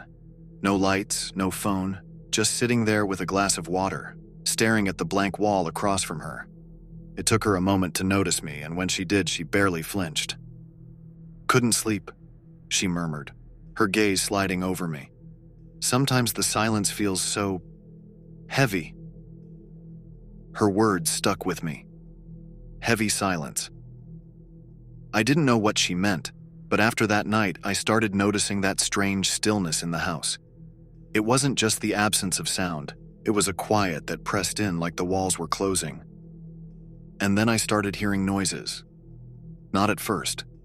Just once or twice, so faint that I thought I was imagining it.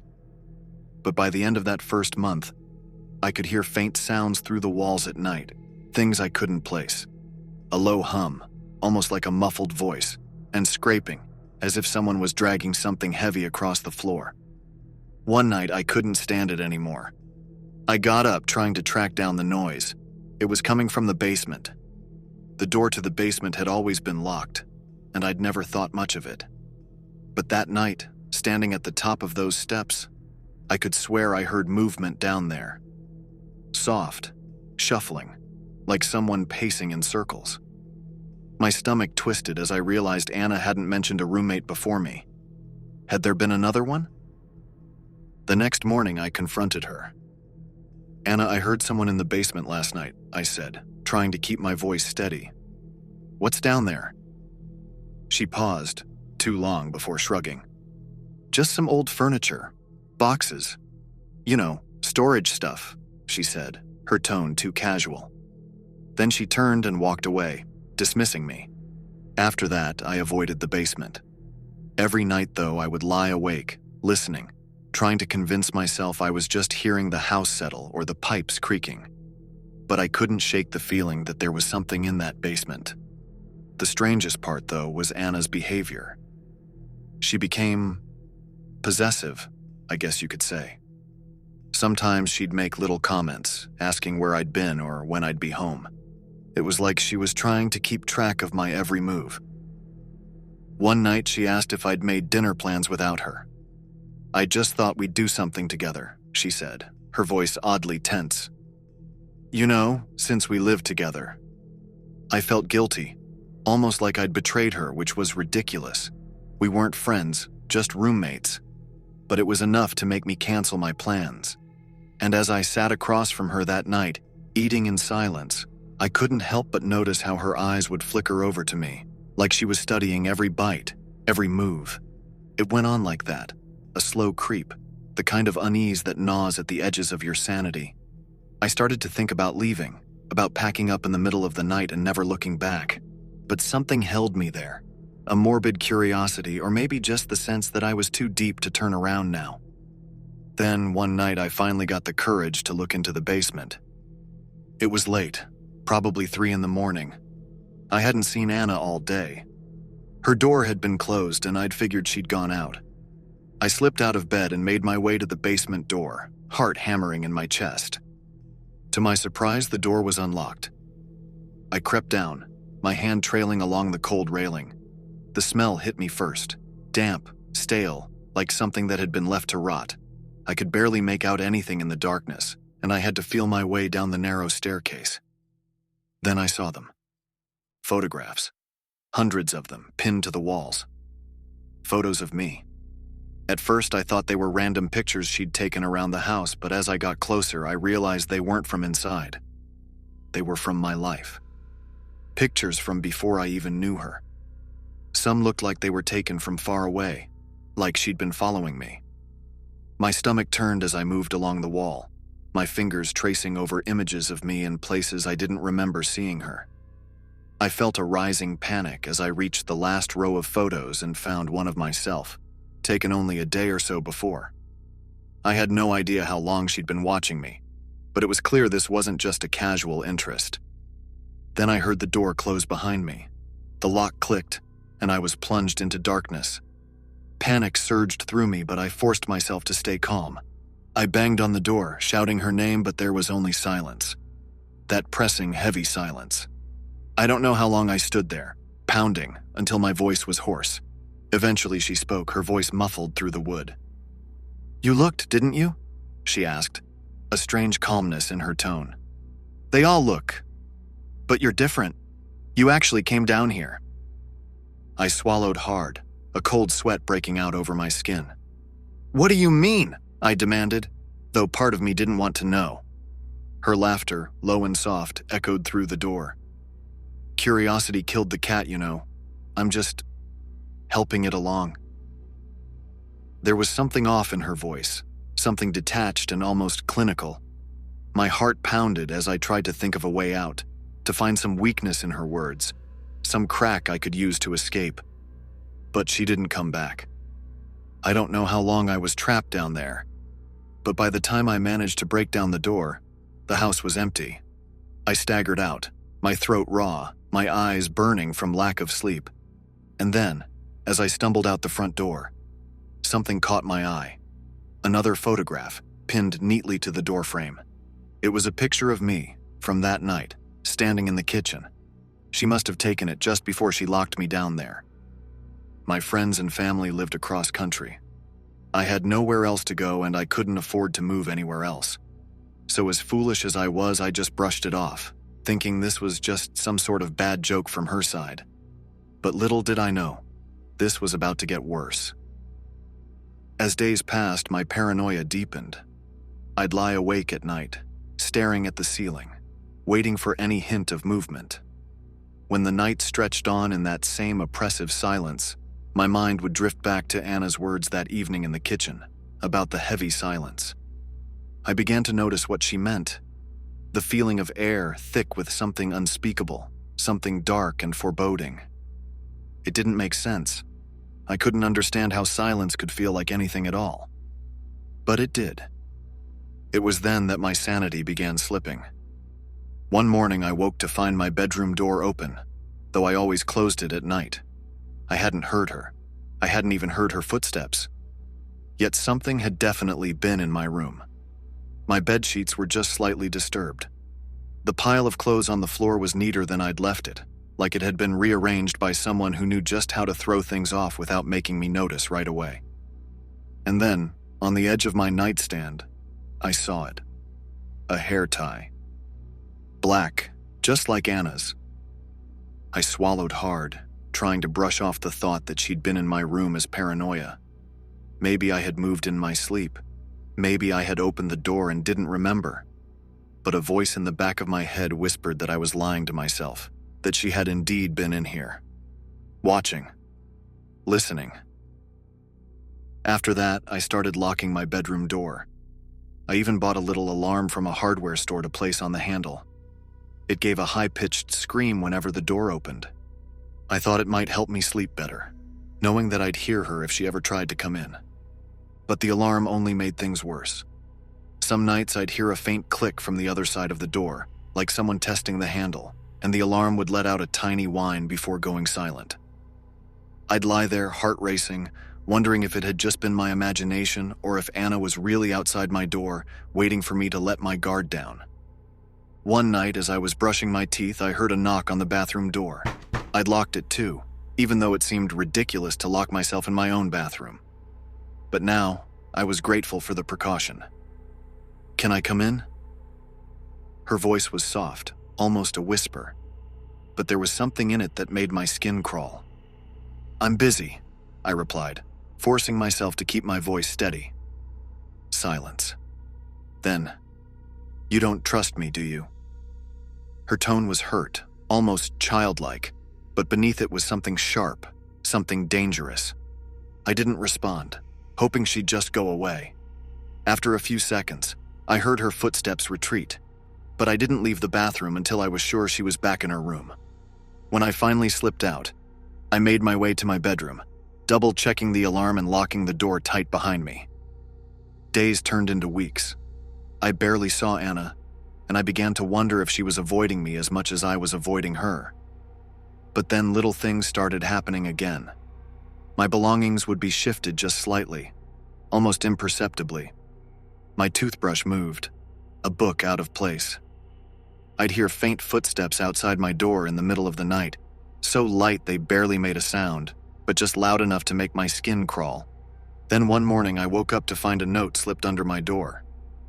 "You should be more careful with your things," it read in neat, small handwriting. The message was enough to make my hands tremble. What did she mean?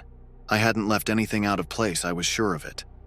My heart pounded as I tried to think back over the last few days, but my mind was blank. I couldn't shake the feeling that she was playing some kind of game, testing me, pushing me to see how far I'd go. But I couldn't leave.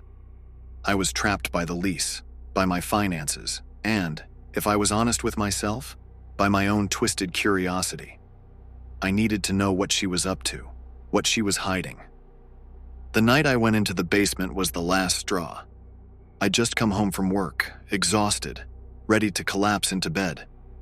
But as I stepped into the house, I noticed something strange. The basement door was slightly ajar, light spilling out from the stairwell. Anna's rules had always been clear. No one went down there. Ever. But now the door was open, inviting me in. My heart pounded as I stepped closer, peering down into the darkness. The stairs seemed to stretch on forever, leading into some unseen abyss. But I couldn't stop myself. Something about the open door, the light was calling to me, daring me to take that first step. I went deeper in than the last time, through an old wooden door at the end of the first room. As I entered the room, I couldn't believe my eyes. They all looked new. The photographs, dozens of them, pinned to the walls like some macabre gallery. Photos of me, taken from every angle, every possible moment. Photos of me at work, at the gym, with friends. Some were from places I didn't even recognize, places I couldn't remember ever visiting. My hands trembled as I reached out, touching one of the pictures, a close-up of my face, eyes wide, staring into the camera like I'd been caught off guard. And then I heard the door close behind me. I whipped around, heart racing, and saw Anna standing at the top of the stairs, her face obscured by shadows. "You came back, huh?"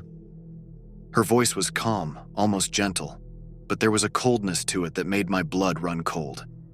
I didn't answer. I couldn't. I was too frozen, too terrified, as I realized the full extent of what she'd been doing. "You know, you weren't supposed to come down here, again," she said, taking a slow step down the stairs. "The others, they never went this far." "Others?" The word slipped out before I could stop myself. She tilted her head, a small, almost pitying smile on her lips. "You didn't think you were the first, did you? People come and go, but some of them, they stay a little longer." My stomach twisted as her words sank in. I took a step back, but there was nowhere to go. No escape from the basement, from her, from whatever twisted plan she had in mind. As she took another step closer, I felt a surge of desperation. I grabbed the nearest object, a rusty old metal pipe, and swung it at her, but she dodged easily, laughing softly. "Do you really think you can get away from me?" she murmured, her voice cold and steady. But I wasn't going to give up. I lunged at her again, this time managing to knock her back just enough to make a break for the stairs. I stumbled up, adrenaline fueling me as I raced toward the door. I barely made it out. I don't remember much after that, just the blinding panic, the desperate drive to escape. When I finally made it to the street, I didn't stop running until I was halfway across town, shaking, gasping for breath. I never went back to that house. I left everything behind, my belongings, my memories, everything. I didn't care. All I wanted was to be as far away from her as possible. But sometimes late at night I can still feel her presence, still hear her voice echoing in my mind. And every so often I'll catch a glimpse of someone watching me from the corner of my eye, a figure with dark hair and a cold, knowing smile. I don't know where she is now, or if she's found someone else. But I do know this. I'll never be free of her, not completely. Because once you've seen the darkness in someone's soul, it never truly leaves you. It lingers, a shadow that follows you wherever you go. And that, dear reader, is the truth I've been trying so hard to forget.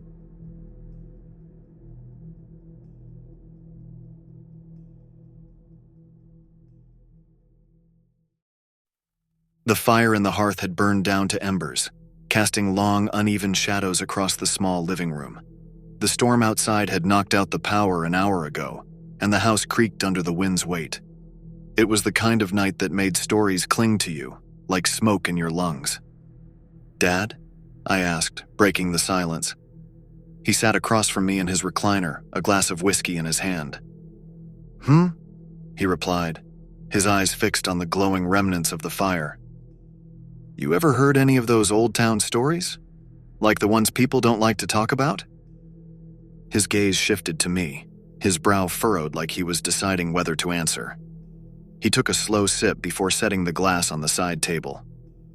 "Rookwood," he said finally, his voice quieter than usual. "What about it?" I asked, leaning forward. "Not what. Who?" he replied, rubbing a hand over his face. "And where? And everything about that damn place." He leaned back in his chair, the light catching on the deep lines of his face. "You've got to promise me, son. You'll never go there. Not even out of curiosity." "Why? What happened there?" He stared into the fire for a long moment before speaking. "It's a long story," he said. "But if you're serious about hearing it, fine. You need to understand why people avoid Rookwood, why even the birds won't fly near it anymore." Rookwood, as he explained, was a town about 20 miles west of here. It wasn't much now, a scattering of houses, a single street with a few boarded-up shops, and the skeleton of an old mill looming over the whole place like a ghost. The Rookwood Mill was everything to that town, Dad began. Built in the late 1800s by a man named Thomas Rourke. Big-shot businessman, rich as sin. He brought jobs, money, and a hell of a lot of pride to the town. For a while, it was a thriving little place. But then... Dad paused, picking up his glass again. Then, the Rourke family disappeared. It happened in 1924, he told me. One day, the Rourkes were there, running the mill and throwing fancy parties in their mansion on the hill. The next, they were gone. No warning, no explanation. The house was left just as it was, Dad said. Food on the table, lights still burning. It was like they just stepped out for a minute and never came back. Naturally, the town panicked. At first, people thought it was a robbery gone wrong or some kind of foul play, but nothing was stolen, and there were no signs of struggle. After a while, folks started making up their own explanations, Dad said. Some said they'd run off, that maybe they'd been in debt or caught up in some shady business. Others swore it was a curse, that the land the mill was built on was bad from the start. Dad was 17 the summer he and his friends first went to Rookwood. He rattled off their names like he was reciting a prayer. Will, Johnny, Clara, Sarah. We were all bored out of our minds that summer, he said, looking for something to do. It was Clara who brought up the mill one night. They were sitting around a bonfire by the lake, the kind of night where everything feels possible. You know what we should do? She said, her eyes bright with mischief. We should go to Rookwood. Johnny laughed. What, to see the spooky old mill? Big deal. No, I mean go inside the mill, Clara said, her grin daring them to back down.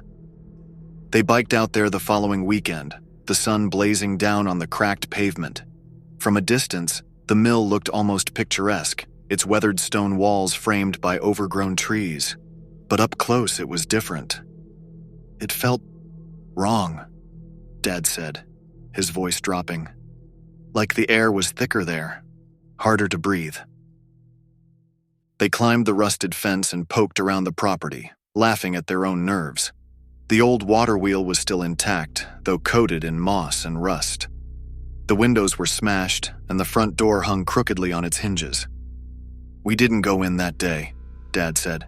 We told ourselves it was just because we didn't have flashlights, but really, we were scared. Even Johnny wouldn't admit it, but you could see it in his eyes. The second trip happened a week later, this time in the evening. The sun was low in the sky, casting long shadows across the property. They brought flashlights and snacks, planning to stay for a while. Inside, it was worse than I'd imagined, Dad said. Dark, damp, and cold, even though it was still summer. The air smelled like mildew and something else. Something sour. They wandered through the main floor, their flashlights cutting through the darkness. The machinery was still there, massive gears and belts frozen in time. It looked like the workers had just up and left one day, Dad said. Tools scattered, ledgers still open on the foreman's desk. The deeper they ventured into the mill, the quieter they became. It wasn't just the darkness or the strange chill in the air, it was the silence. No wind, no creaking beams, no distant sounds of wildlife. Just the shuffle of their footsteps and the occasional hiss of a flashlight's dying beam. Clara was the one who found the staircase, Dad said. It led down into the basement. She shined her light down there, and I swear, it felt like the darkness swallowed it up. Johnny made a show of going first, laughing to mask his nerves. What's the big deal? It's just an old mill, he said, but his voice wavered. The basement was worse than the upper floors. The walls were damp and the air was stifling, heavy with the smell of mold. Their flashlight beams flickered over rows of old barrels and crates, most of them rotted through. It didn't make sense, Dad said. Why keep a basement full of supplies if you're just going to leave? But it wasn't the barrels that caught their attention. It was the door. At the far end of the basement was a steel door, bolted shut with a rusted padlock. The kids gathered around it, their flashlights casting strange shadows across the metal. What do you think's in there? Sarah whispered. Probably just more junk, Johnny said, but he didn't sound convinced. Clara knelt in front of the lock, fiddling with it. "We need bolt cutters," she said. "Or we could just not open it," Sarah said, her voice trembling. "Come on," Clara said, standing up and brushing off her knees. "We didn't come all this way to chicken out now." Dad said they left that night with a plan. They'd come back with tools to break the lock. He remembered how quiet the ride home was, each of them lost in their thoughts. "I think we all felt it," he said, "like we'd crossed some kind of line." It took a few days to gather the nerve to go back. This time they brought a crowbar and a heavy hammer borrowed from Johnny's dad. The storm clouds had rolled in by the time they reached the mill, the first drops of rain splattering against the cracked pavement. They hurried inside, the sound of thunder echoing through the empty space. "We should leave," Sarah said, clutching her flashlight tightly. "This feels bad." "No one's forcing you to stay," Clara shot back, already heading for the basement. Dad hesitated, but he followed. He could hear the others behind him, their footsteps hesitant. When they reached the locked door, Johnny didn't waste any time. He swung the hammer against the padlock, the clang of metal on metal reverberating through the basement. "It only took a few hits," Dad said, and then the door swung open. Inside was a small windowless room lined with shelves. The air was stale, and their flashlights revealed a scattering of old papers, jars, and something that looked like dried herbs. "It was like a storage room," Dad said. "But for what? I couldn't tell you." Clara picked up one of the jars, holding it up to the light. "What is this stuff?" she asked, turning it over in her hands. Johnny rifled through the papers, muttering about how none of it made sense.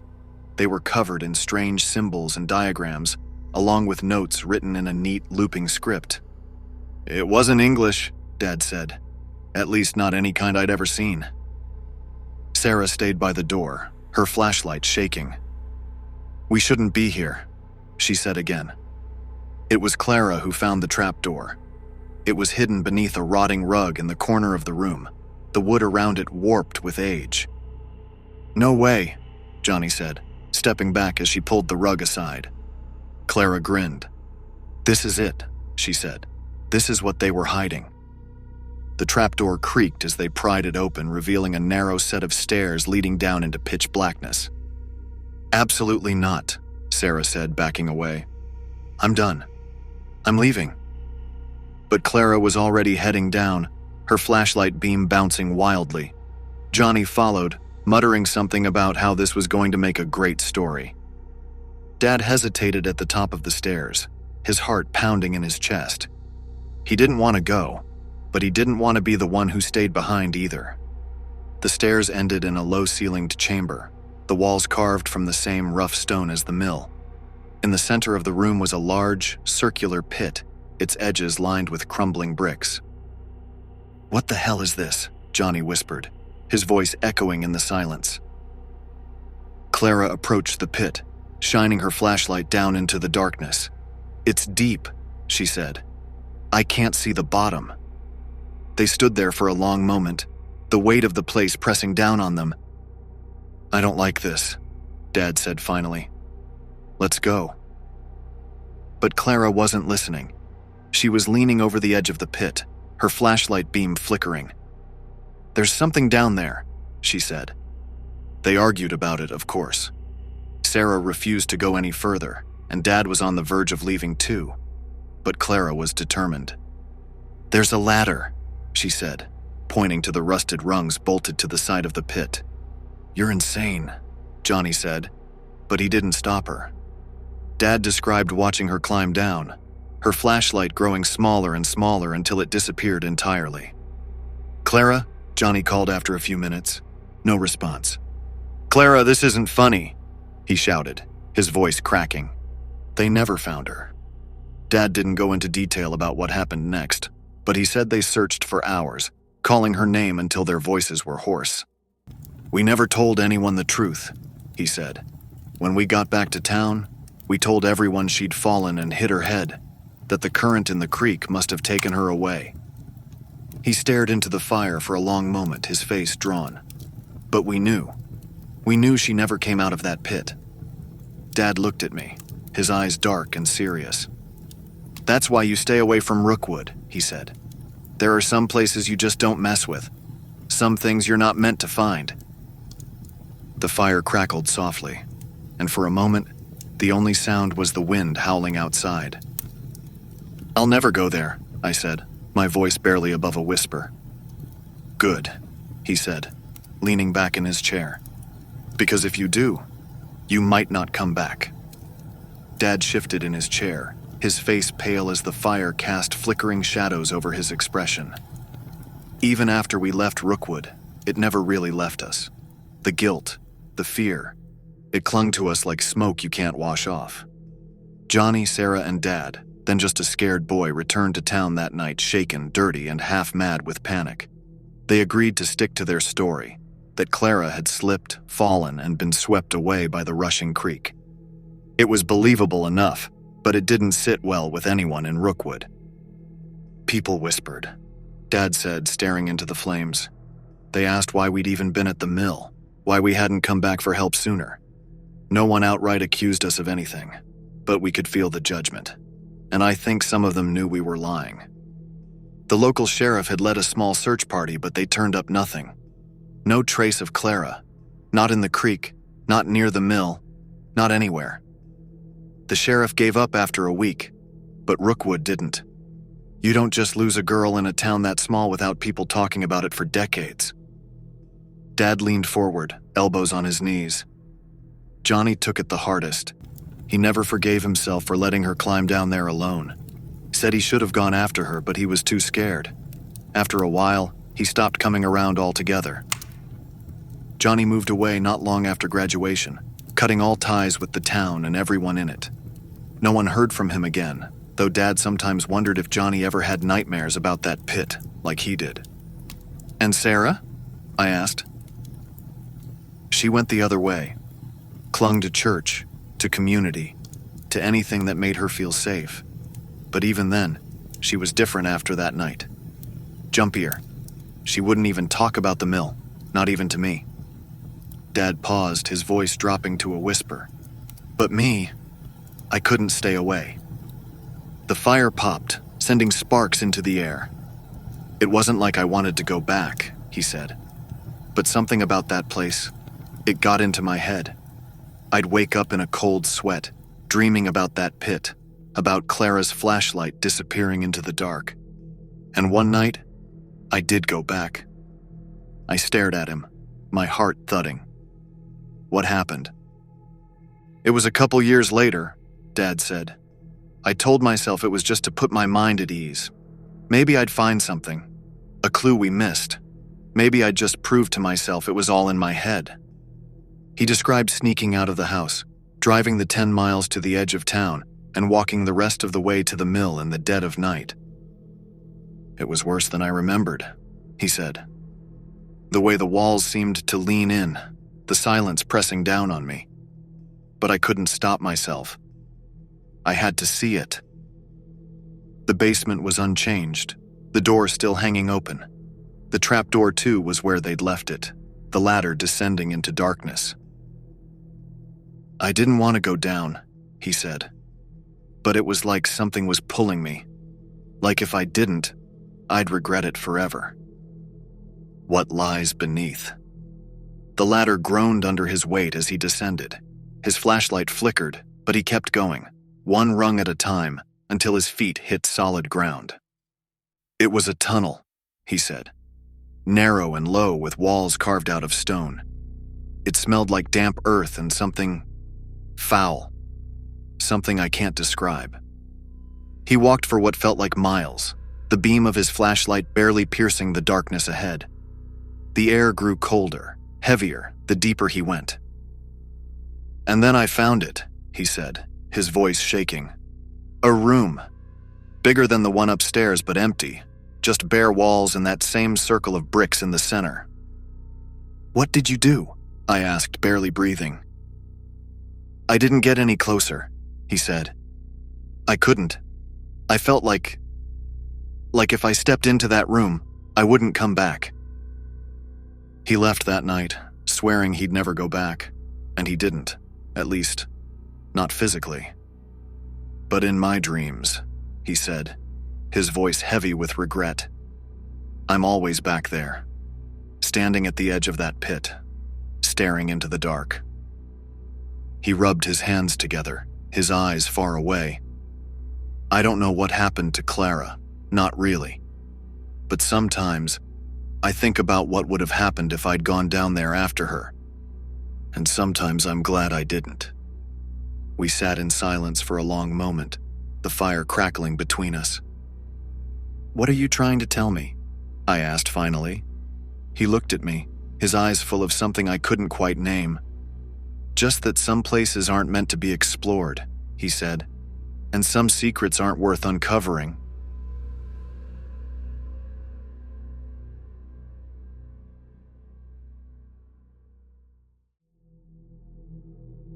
I'm writing this now, 2 years after it happened. Even after all this time, I can still hear their voice in my head, calm and deliberate, as if they were narrating my fate. Maybe this will help me understand what happened, or maybe it's just to warn anyone else who thinks the world is a safe place. I don't answer unknown numbers anymore, and I've moved 3 times since that night. But the feeling hasn't left me. The feeling that no matter where I go, they'll find me again. Because whoever they weren't random. They knew me, and they knew exactly how to dismantle everything I thought was safe. If you're reading this, you should know something up front. I didn't escape unharmed. Physically, sure. But the scars they left aren't the kind that show. Christmas had always been a bittersweet time for me. That year, it felt heavier than usual. Mom had passed in the spring after a long battle with cancer, and my dad had practically begged me to come to Florida to spend the holidays with him. But I needed space. I told him I wanted to reflect, to honor Mom in my own way. The truth was, I didn't want to be the person who dragged down his attempt at holiday cheer. I booked a cabin in the mountains, one of those rustic rentals that advertise cozy seclusion. The pictures made it look perfect, a small living room with a stone fireplace, a fully stocked kitchen, and snow-dusted pine trees surrounding the property. The nearest town was 10 miles away, which sounded ideal. Just me, a stack of old movies, and a few days of peace. The drive up was uneventful, but the cabin itself felt a little different than I expected. It was nice, sure, but there was something off. The walls were lined with faded floral wallpaper, and the furniture looked older than it should for a rental. The air smelled faintly of something metallic, though I chalked it up to old pipes. Still, I convinced myself it was just my imagination. I wasn't used to being alone in a place like this. It was Christmas Eve, just after 8 p.m., when my phone rang. I was halfway through It's a Wonderful Life, sipping cocoa by the fire. The number was unfamiliar, but I figured it was a holiday call from someone I'd forgotten to save in my contacts. Maybe an old friend or one of Dad's neighbors. "Hello?" I said, balancing the phone between my ear and shoulder as I stirred my cocoa. At first there was silence. Then a voice, low and measured, broke through. "Do you know what you've done?" I froze. It wasn't an angry voice, but it wasn't friendly either. It was calm in a way that felt calculated, like whoever was speaking had rehearsed the line. "I think you have the wrong number," I said, forcing a laugh to hide my unease. The voice didn't miss a beat. "You always say that, but it's never true, is it?" "Excuse me?" I said, my voice sharper now. They laughed softly and the sound crawled under my skin. It wasn't a natural laugh. It was deliberate, like they wanted me to hear every note of it. "I'll call back when you're ready," they said, and the line went dead. I stared at my phone, the call log still glowing on the screen. I told myself it was a prank, a bored teenager or someone drunk dialing strangers. But the way they spoke, so personal, left me uneasy. I tried to shake it off, convincing myself I was overreacting. I locked the doors, turned up the volume on the movie, and poured another cup of cocoa. The fire crackled warmly, but the room felt colder somehow. The silence between movie scenes felt oppressive, pressing in on me like a weight I couldn't shrug off. At 8:30, the phone buzzed again. Same number, This time I didn't answer right away. My finger hovered over the screen as the phone vibrated in my hand. Part of me wanted to let it go to voicemail, but another part, a darker, more curious part, wanted to know what they'd say. I answered on the fourth ring. "Look, I don't know who you are, but—" "You never know who I am," the voice interrupted. "That's the problem." My heart pounded. "I'm hanging up." "No, you're not," they said, and I hated how certain they sounded. I hung up anyway, slamming the phone onto the coffee table like it was burning me. My hands shook as I stared at the screen, waiting for it to buzz again. It didn't. By 9 a.m., I'd convinced myself it was over. Whoever they were, they'd had their fun and moved on. I grabbed the kitchen knife and set it on the arm of the chair, more for comfort than anything else. The fire was dying down and I didn't feel like getting up to stoke it. I just wanted to sleep, to put this whole weird night behind me. Then my phone chimed. A voicemail. I hesitated, my finger hovering over the play button. Against my better judgment, I pressed it. "You think locking the doors will help?" the voice hissed. "I've been inside before." I dropped the phone, my stomach turning over. The words echoed in my head. I've been inside before. My mind raced. Was it possible? Had someone been here earlier? The cabin wasn't big, and I'd checked the doors and windows when I arrived. There was no sign of a break-in, but that didn't mean they hadn't been here before me. I grabbed the knife and searched the cabin, my heart pounding in my ears. The living room, the kitchen, the bathroom. Nothing. The bedroom was empty too, the bed neatly made, untouched. I even climbed into the attic, coughing as I sifted through dust-covered boxes and old furniture. There was no one here. But that didn't mean I felt safe. I sat by the fire until it burned out completely, gripping the knife like it was the only thing tethering me to sanity. My phone sat on the coffee table, dark and silent. I stared at it, willing it not to ring again. When the first light of dawn filtered through the curtains, I finally felt like I could breathe. I grabbed my phone, determined to call the police now that it was daylight. Maybe they'd take me seriously, even if it was just a prank. That's when I saw it. A new photo in my camera roll, time-stamped 3:33 a.m. My blood ran cold as I opened it. It was a picture of me, asleep in the armchair, the knife resting uselessly in my lap. The fire had burned down to embers, casting faint shadows on the walls. But it wasn't the picture itself that terrified me. It was the reflection in the window behind me. A figure, tall and motionless, stood in the shadows, watching me. When I showed the photo to the police later, they seemed skeptical from the start. They didn't say it outright, but their questions implied I was making it up. Had I been drinking? Had I possibly dozed off and imagined it? One officer even suggested I might have taken the photo myself and forgotten. But they couldn't explain the figure in the reflection. The cabin owner was more help at first. He seemed genuinely alarmed when I showed him the image. He promised to look into it and even refunded my deposit. But then he stopped answering my calls. It wasn't until a few days later, when I tried him again, that I got a reply. An abrupt email stating he couldn't help and asking me not to contact him further. That's when I started piecing together the real horror. I couldn't let it go. Something about the voice on the phone, the way it seemed to know me, know what I would do, kept playing in my mind. I looked up everything I could about the cabin, about the town, even the phone number. Nothing turned up. The number was unregistered, and the cabin's history was unremarkable. It had been a rental for decades, owned by the same family.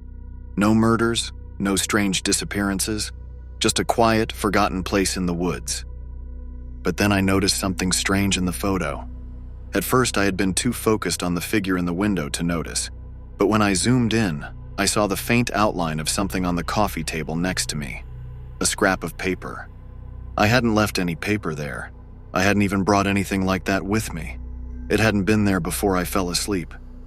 I enlarged the image as much as I could, squinting at the blurry text. The words were barely legible, but two stood out clearly. Come back. I know how it sounds. Believe me, I do. But I couldn't help myself. Something about that note felt like a challenge, like the person behind it wanted me to return. And as stupid as it seems now, I felt like I needed to prove to myself that it wasn't real, that it was just some elaborate prank. So a week later, I drove back to the cabin. The weather was colder this time, the snow piling up on the narrow mountain roads. I told myself I'd just take a quick look around, maybe find some clue I'd missed before.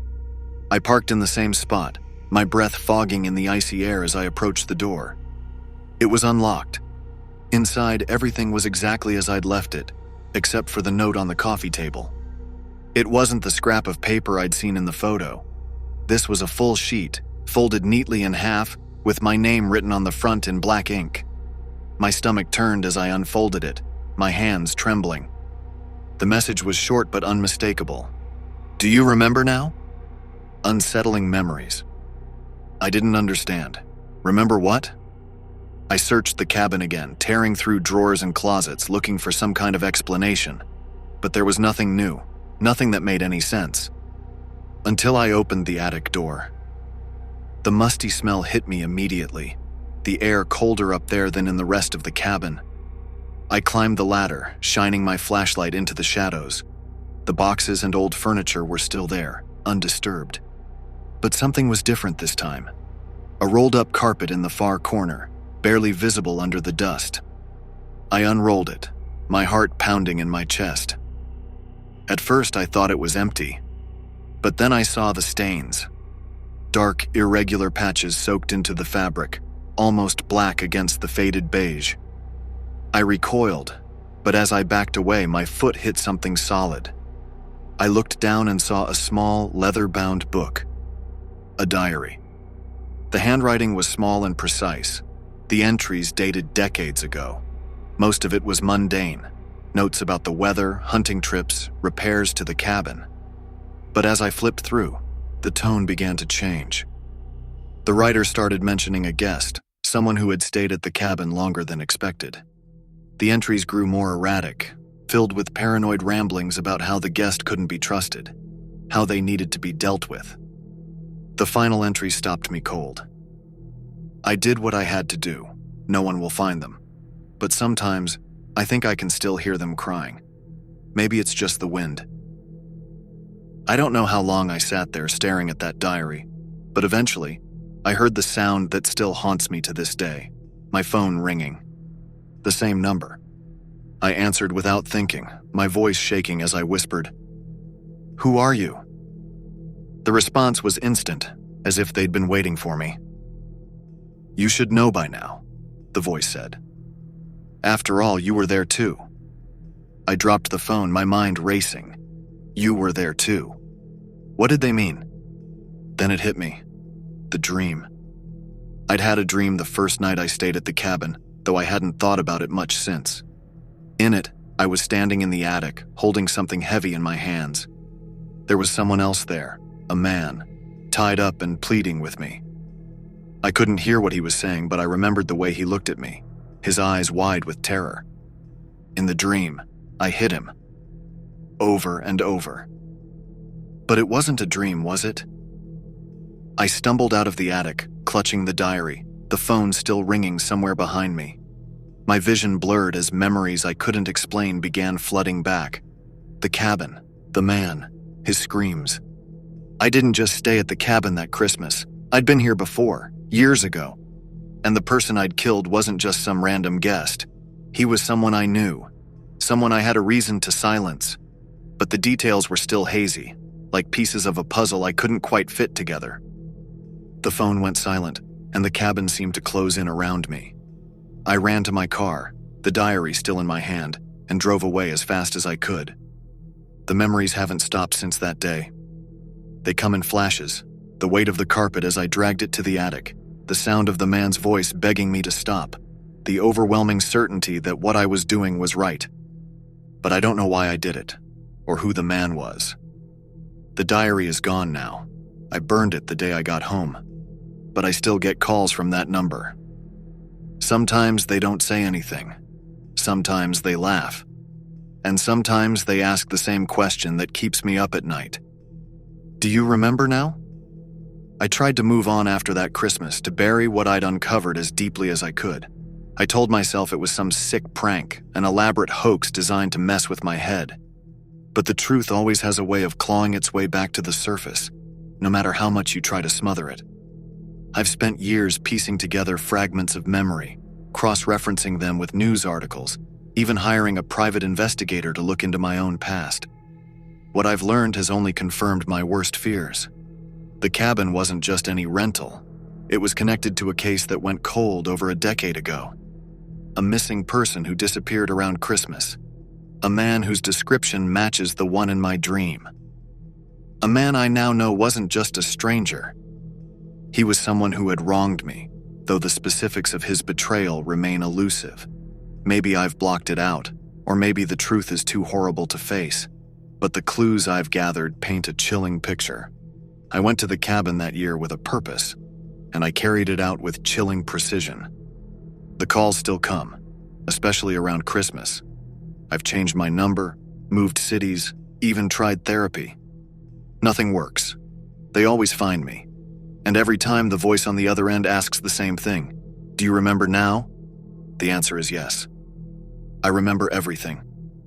I remember the cold weight of the hammer in my hand, the way the man's pleas turned to guttural sobs, the eerie calm that settled over me when it was done. And I remember the way I buried it all, literally and figuratively, in the attic of that cursed cabin. But there's something else, something worse. I think the voice on the phone isn't someone trying to torment me. It's me, a version of myself I've tried to bury, clawing its way back to the surface. The truth is, I've been running from something inside me, something I can't escape. If you're reading this, it means I couldn't outrun it. Maybe I finally answered one of those calls. Maybe I went back to the cabin. Maybe I couldn't live with what I've done any longer. It doesn't matter now. What matters is this: don't go looking for the truth if you're not ready to find it. And for the love of God, don't ever, ever pick up a phone on Christmas Eve.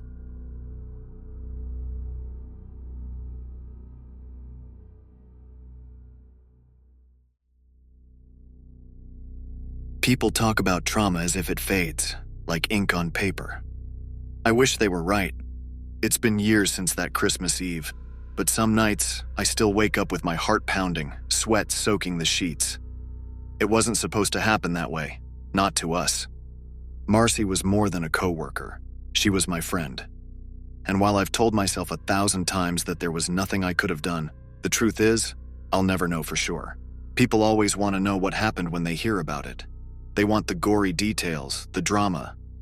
But what they don't realize is that it's the quiet moments that haunt me the most. The seconds between breaths. The silence when you realize you're completely alone. If I could forget that night, I would. But stories like this don't just disappear. And neither do people like him. The store was supposed to close at 10 p.m. sharp, but as anyone who's worked retail knows, closing time is a myth. By 10:15, Marcy and I were still ringing up frantic customers, people grabbing last-minute stocking stuffers, cheap toys, and holiday candy that looked like it had been on the shelves since Halloween. "Think they'll let us leave before midnight?" Marcy asked, rolling her eyes as she scanned a box of Christmas lights for the 5th time. "Doubt it," I said, stifling a yawn. It was just the two of us up front. The store was running on a skeleton crew for the holiday, and Tim, the overnight manager, was holed up in the back office, doing God knows what. By 10:30, the last customer shuffled out, and the automatic doors slid shut with an eerie finality. "Finally," Marcy muttered, tossing her scanner onto the counter. "Think we'll make it out of here alive?" Her words hung in the air longer than they should have. We were supposed to clean up before leaving, straighten the shelves, sweep the floors, make sure the registers were ready for the morning crew. But something felt off. "Did you hear that?" Marcy asked, freezing mid-step. I paused, listening. The store was silent except for the faint hum of the fluorescent lights. "Hear what?" "Never mind," she said, shaking her head. "Probably just my imagination." But as we worked our way through the aisles, the feeling only grew stronger. A misplaced item here. A cart left in the middle of the floor there. It was small stuff you'd normally ignore. But tonight, it felt like something more. We saw him just before 11 p.m. He was standing at the far end of the store near the electronics section. At first, I thought he was a customer we'd missed, but there was something off about him, something I couldn't quite put my finger on. "Didn't we lock the doors?" Marcy asked, narrowing her eyes. "Yeah," I said, my throat dry. The man wasn't holding anything. No basket, no cart. He wasn't browsing either. He just stood there, staring at the rows of shelves like he didn't know what he was looking for. "I'll check the back," Marcy said, grabbing the walkie-talkie. "Tim's probably asleep again." "Be careful," I said, though I wasn't sure why. When Marcy didn't come back after 10 minutes, I grabbed my flashlight and headed toward the back hallway. The air back there always felt colder, like the heating system didn't quite reach. My footsteps echoed as I walked, the fluorescent lights buzzing faintly above me. "Marcy?" I called out, my voice sounding too loud in the stillness. The door to the storage room was open, just a crack. I hesitated, the flashlight trembling in my hands. "Marcy?" I pushed the door open, the beam of light cutting through the darkness. The rows of shelves stretched on endlessly, casting long, sinister shadows. That's when I saw it, her name tag lying on the floor. Something was wrong. I picked up the name tag, my pulse racing. "Marcy?" I called again, louder this time. No answer. I took a step forward, the flashlight sweeping across the shelves. That's when I heard it. A faint rustling sound, like someone shifting their weight. "Marcy, this isn't funny," I said, my voice shaking. The sound came again, closer this time. I turned, and that's when I saw him. The man from the electronics section standing between two shelves. He was holding something in his hand. A knife. I didn't think, I just ran. The storage room was a maze of shelves and boxes, and every turn felt like a dead end. My breath came in ragged gasps, my heart pounding so hard it felt like it might burst. Behind me, I could hear his footsteps, steady and deliberate. "Leave me alone," I screamed, my voice echoing off the walls. But he didn't answer. I burst into the main store, the bright lights momentarily blinding me. I ducked behind the counter, clutching the flashlight like a weapon. The store was silent again, but I knew he was still there. I peeked over the counter, my eyes scanning the aisles. For a moment, I thought I'd lost him. Then I heard it. The soft scrape of a shoe against the tile floor. He was close. I gripped the flashlight tighter, every muscle in my body tensed. When he appeared, I swung with all my strength. The flashlight connected with his face and he staggered back, cursing. I didn't wait to see what he'd do next. I bolted for the front doors, praying they weren't locked. The police found me in the parking lot, shaking and barely coherent. They found Marcy in the storage room. She was gone. The man? He disappeared before they arrived. The cameras didn't catch his face, just a shadow moving through the aisles. I quit retail after that night, moved to a different town, changed my phone number, tried to start over. But every Christmas Eve, I leave the lights on, just in case. The weeks that followed blurred together like static. Police officers came and went, their notepads filled with details that didn't seem to matter. "Do you remember anything else about him?" they asked over and over, as if a better description might conjure him from thin air. I didn't. I barely remembered his face, let alone the color of his jacket or his height. All I could remember was the knife, the cold steel glinting under the fluorescent lights. Marcy's parents held a vigil outside the store a week later. I stood at the edge of the crowd, feeling like an intruder. I should have been the one holding a candle, whispering prayers for her soul, but all I could do was stare at her picture on the poster they'd printed. She had the kind of smile that lit up a room. The guilt was unbearable. It seeped into my every waking moment, and the nightmares made sure I didn't forget. In my dreams, Marcy called out for help, her voice echoing through the endless aisles, and I was always too late. Months passed. The store reopened with a new staff, new manager, new security system.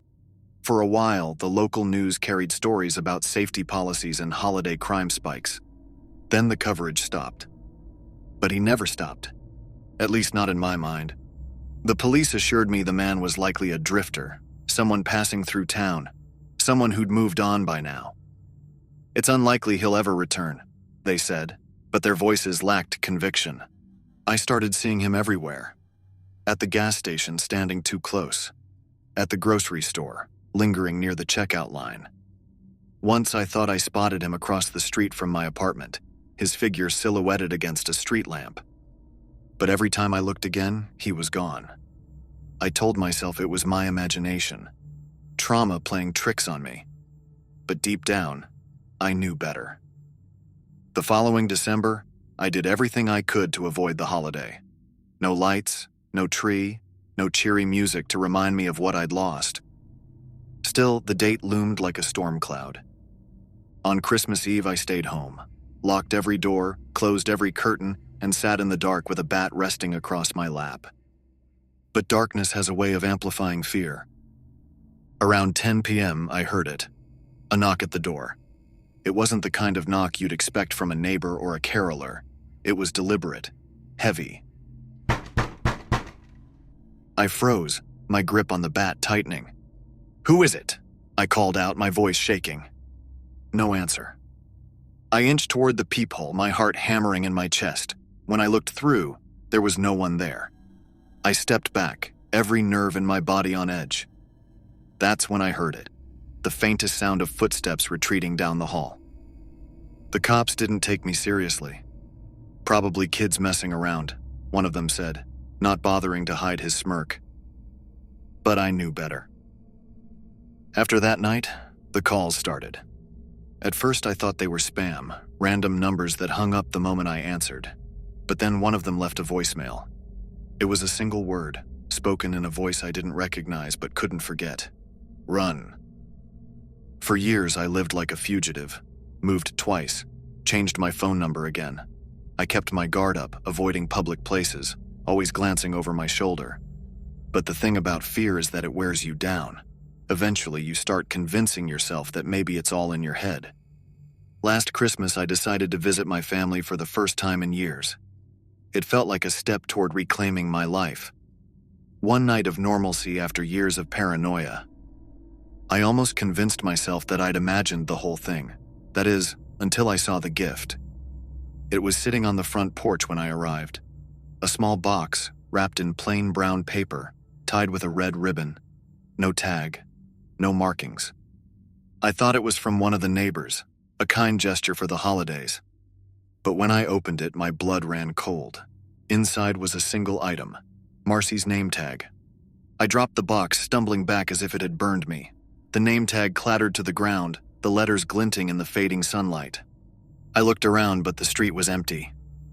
I wanted to call the police, to scream for help, but a part of me knew it was pointless. Instead, I picked up the name tag, my fingers trembling, and turned it over. There was something etched into the back, something that hadn't been there before. 3 words. "See you soon." Some people say fear is a survival mechanism, a way for your brain to protect you from danger. But what happens when the danger is constant? When there's no escaping it? No moving on? That man took more than Marcy's life that night. He took my peace of mind, my sense of safety. And I know he's still out there, because sometimes late at night I still hear it. And I know one day I'll have to answer. I couldn't sleep after finding Marcy's name tag. The words, "See you soon," haunted me. Every time I closed my eyes, I pictured his face, his smirk, his cold, calculating eyes. The next morning, I went to the police station. This time, I didn't take no for an answer. I showed them the box, the name tag, and the inscription on the back. I demanded they take it seriously. To my surprise, they did. A detective named Harper listened carefully, asking questions no one had bothered to ask before. "Was the box cold when you picked it up? Did you notice any footprints nearby?"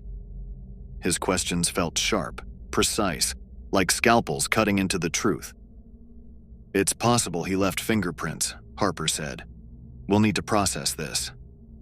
The next few days were agonizing. The police took the box as evidence, along with the name tag and ribbon. For the first time in years, I felt like I wasn't alone in this nightmare. But with every passing day, the fear grew. What if they didn't find anything? What if he was still out there, watching, waiting? Then a week later, Harper called. "We got a hit," he said.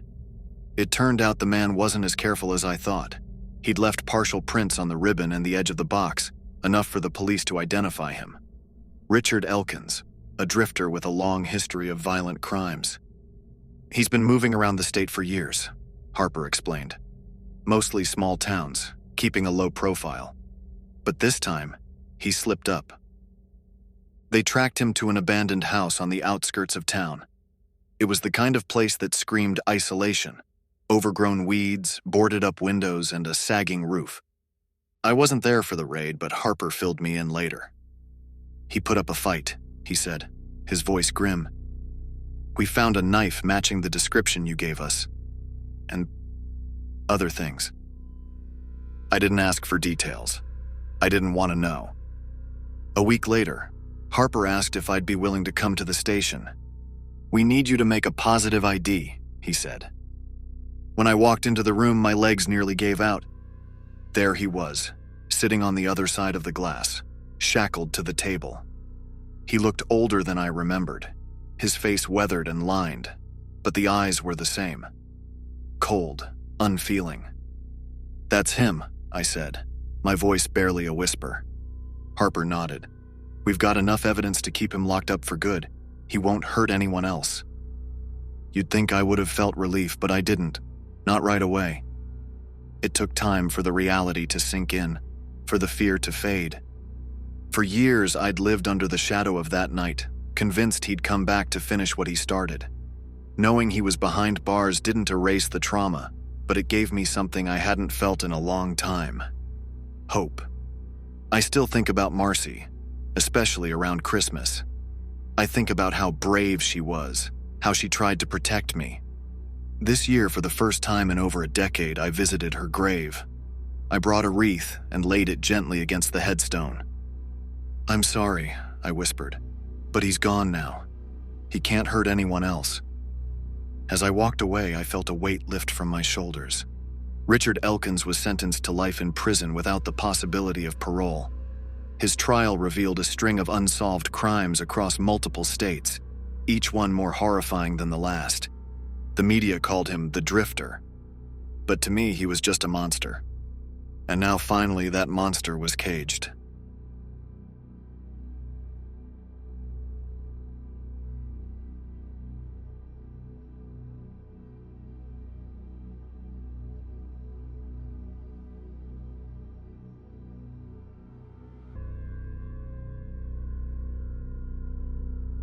I've spent years convincing myself that what I saw wasn't real, that my memory warped it somehow, or that I imagined parts of it. But when I close my eyes, it's all still there. Every detail, burned into my mind like a scar I'll carry for the rest of my life. People like to think places are just places, that an abandoned warehouse is just some crumbling ruin filled with old junk and shadows. But they're wrong. Some places hold on to things. Some places see too much, soak in too much. The warehouse is gone now, bulldozed, replaced by a featureless parking lot that nobody uses. They didn't find anything when they leveled it, at least not anything they told the public about. But it doesn't matter. The truth is, I didn't need anyone to tell me what that place was. I saw it for myself, and no amount of forgetting will ever erase what happened when I went inside. It started with a drive. I was in one of those moods where I didn't want to go home, but I couldn't stand to be around people either. My life had been crumbling for months by then. First, I lost my job. Then I lost my apartment and had to move into a cramped little place that smelled like mildew no matter how much I cleaned it. My friends tried to stay supportive, but I could tell they were tired of me. "You're gonna get through this," they'd say, like it was that easy. So I drove. Hours of winding through empty streets, letting the quiet hum of the engine drown out the noise in my head. I didn't care where I was going. I just wanted to feel like I was moving forward, even if it was only for a little while. It was late when I saw the warehouse. The streetlights in that part of town were dead, but my headlights caught it, a massive looming structure at the edge of a cracked asphalt lot. The building looked like it had been abandoned for decades. Its walls were streaked with rust, its windows shattered and black. A chain-link fence surrounded it, but parts of the fence had collapsed, the metal twisted and mangled. Weeds grew thick and wild along its base, almost hiding the broken gaps. I didn't plan to stop. I didn't even plan to slow down. But something about the way it sat there, so still and quiet, made me pull over. The air was damp and cold when I stepped out of the car, carrying that smell you get in industrial lots, wet concrete and old metal. The warehouse loomed in front of me, a dark shape against the starless sky. The longer I stared at it, the more it seemed to swallow up the world around it. I told myself I wouldn't stay long. Just a quick look, enough to satisfy whatever curiosity had brought me there. The side door hung crooked on its hinges, the rusted metal frame warped and jagged. It groaned loudly as I pushed it open, the sound echoing into the vast darkness beyond. Inside, the air was colder, heavier, and the smell was worse. Mildew and rot, mixed with something sharper, sour. My flashlight flickered as I stepped inside, casting jittery beams across the floor. It was a mess of debris, splintered wood, broken glass, crumpled papers. Whatever the warehouse had once been used for, it was long past its prime. I could feel the silence pressing against my ears, thick and oppressive. Every step I took seemed too loud, the crunch of debris under my boots echoing through the cavernous space. As I moved deeper into the warehouse, I started noticing things that didn't make sense. The floor was covered in dust, but there were places where the dust had been disturbed. Clear trails cut through the grime, like something had been dragged across it. My flashlight caught a dark shape lying near one of the support beams, a crumpled jacket. I crouched down, the beam steady on the fabric. It was torn, the seams frayed and dirty, and there were stains across the front. Dark stains, old stains. Nearby, I saw a single shoe, its laces tangled and caked with grime. The knot in my stomach tightened, but I told myself it was nothing. Just garbage, left behind by whoever had squatted here last. But then I looked closer. The drag marks in the dust. They led away from the jacket, away from the shoe, deeper into the warehouse. The drag marks led me to a set of stairs near the center of the warehouse. They climbed to a small office that overlooked the main floor, its glass window cracked and filthy. The smell was worse here, sharp and sour, making my throat burn. I hesitated at the bottom of the stairs, my flashlight aimed at the door. Part of me wanted to turn back, but my legs carried me forward. The stairs creaked loudly under my weight, each step sending a cold sweat down my neck. When I reached the top, I saw that the office door was slightly ajar. I pushed it open slowly, the hinges squealing. The office was a mess. Papers were scattered across the desk, curling at the edges. A chair lay on its side near the corner, one of its wheels missing. And there in the middle of the room was the camera. It was an old camcorder mounted on a tripod and pointed directly at the desk. The red recording light blinked faintly, casting a faint glow in the darkness. I stared at it for what felt like forever. Who had left it here? And why was it still running? My hand trembled as I reached out and pressed stop. The light went out, leaving the room in darkness except for the weak beam of my flashlight. On the desk, I noticed a stack of tapes, their labels smudged and faded. I picked up the one closest to me, turning it over in my hands. I don't know why I took it. Maybe I thought it would explain what I'd seen so far. Maybe I just needed to know. When I got home, I sat in my living room, the tape clutched in my hands. My camcorder was ancient, covered in dust, but it still worked. I slid the tape in, my fingers trembling. The screen flickered, the image distorted with static. At first, there was nothing but a shaky view of the desk. Then, a man stepped into frame. The man was tall and lean, dressed in dark clothes that blurred into the grainy footage. His face was partially obscured, the shadows cast by a single light bulb making it impossible to see his features. He moved deliberately, his hands clasped behind his back as he paced behind the desk. Another figure entered the frame, smaller and hesitant. They looked young, teenage, maybe younger, but their features were blurred, the quality of the recording too poor to make them out clearly. The man gestured toward the chair in front of the desk. The smaller figure hesitated, then sat, their shoulders hunched and trembling. There was no sound, but the man's body language was unmistakable. He was calm, methodical, leaning forward as he spoke. The smaller figure shook their head, shrinking back in the chair. My stomach churned as I watched the man walk around the desk, his movements slow and deliberate. The smaller figure flinched, pulling at something around their wrists. The tape cut to static. I rewound it, watching again and again. The third time through, I noticed the stains on the floor around the chair. The fourth time, I saw the glint of something metallic in the man's hand as he moved around the desk. By the fifth time, I was shaking so hard I had to stop the tape and walk away. Sleep didn't come that night. I lay in bed staring at the ceiling, the images from the tape looping endlessly in my mind. The desk, the man, the trembling figure in the chair. I couldn't stop thinking about it, about the drag marks on the warehouse floor, about the jacket and the shoe. By morning, I knew I couldn't leave it alone. I had to go back. The drive to the warehouse felt longer this time, the silence in the car heavier. When I pulled into the lot, the sight of the building made my stomach twist. The air felt colder as I stepped out of the car, the kind of cold that seeps into your bones. I made my way inside, following the same path I'd taken before. But when I reached the office, the room was empty. The desk and chair were gone. The tripod stood in the corner, its legs bent and rusting, but everything else had been stripped away. The trails in the dust, however, were still there, and this time, they were clearer. They led away from the office, deeper into the warehouse. The trails ended at a small rusted hatch near the back wall of the warehouse. It was partially hidden beneath a pile of debris, but the marks in the dust were unmistakable. I hesitated, my hand hovering over the handle. My flashlight beam wavered as I leaned closer, the sour smell growing stronger. When I pulled the hatch open, the hinges shrieked, the sound cutting through the silence like a scream. Below was a ladder descending into darkness. I didn't want to go down.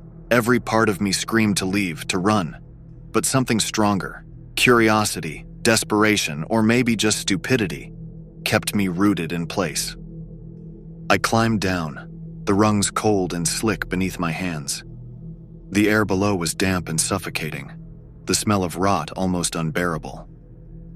I found myself in a narrow corridor, its walls streaked with mold and grime. The floor was uneven, puddles of stagnant water reflecting my flashlight's weak beam. The corridor was lined with doors, each one made of rusting metal. Most were closed, but a few were slightly ajar, revealing glimpses of what lay beyond. The first room was empty, its floor littered with broken chains. The second held shelves stacked with objects I couldn't bring myself to examine too closely. Ropes, tools, scraps of stained fabric. The third door was locked, its handle coated in rust. I didn't try to open it. I moved deeper into the corridor, my steps slow and deliberate. My flashlight flickered, the beam casting jittery shadows that danced across the walls. At the end of the corridor was a larger room, its door hanging wide open. The walls were lined with more shelves, each one holding items that made my stomach turn.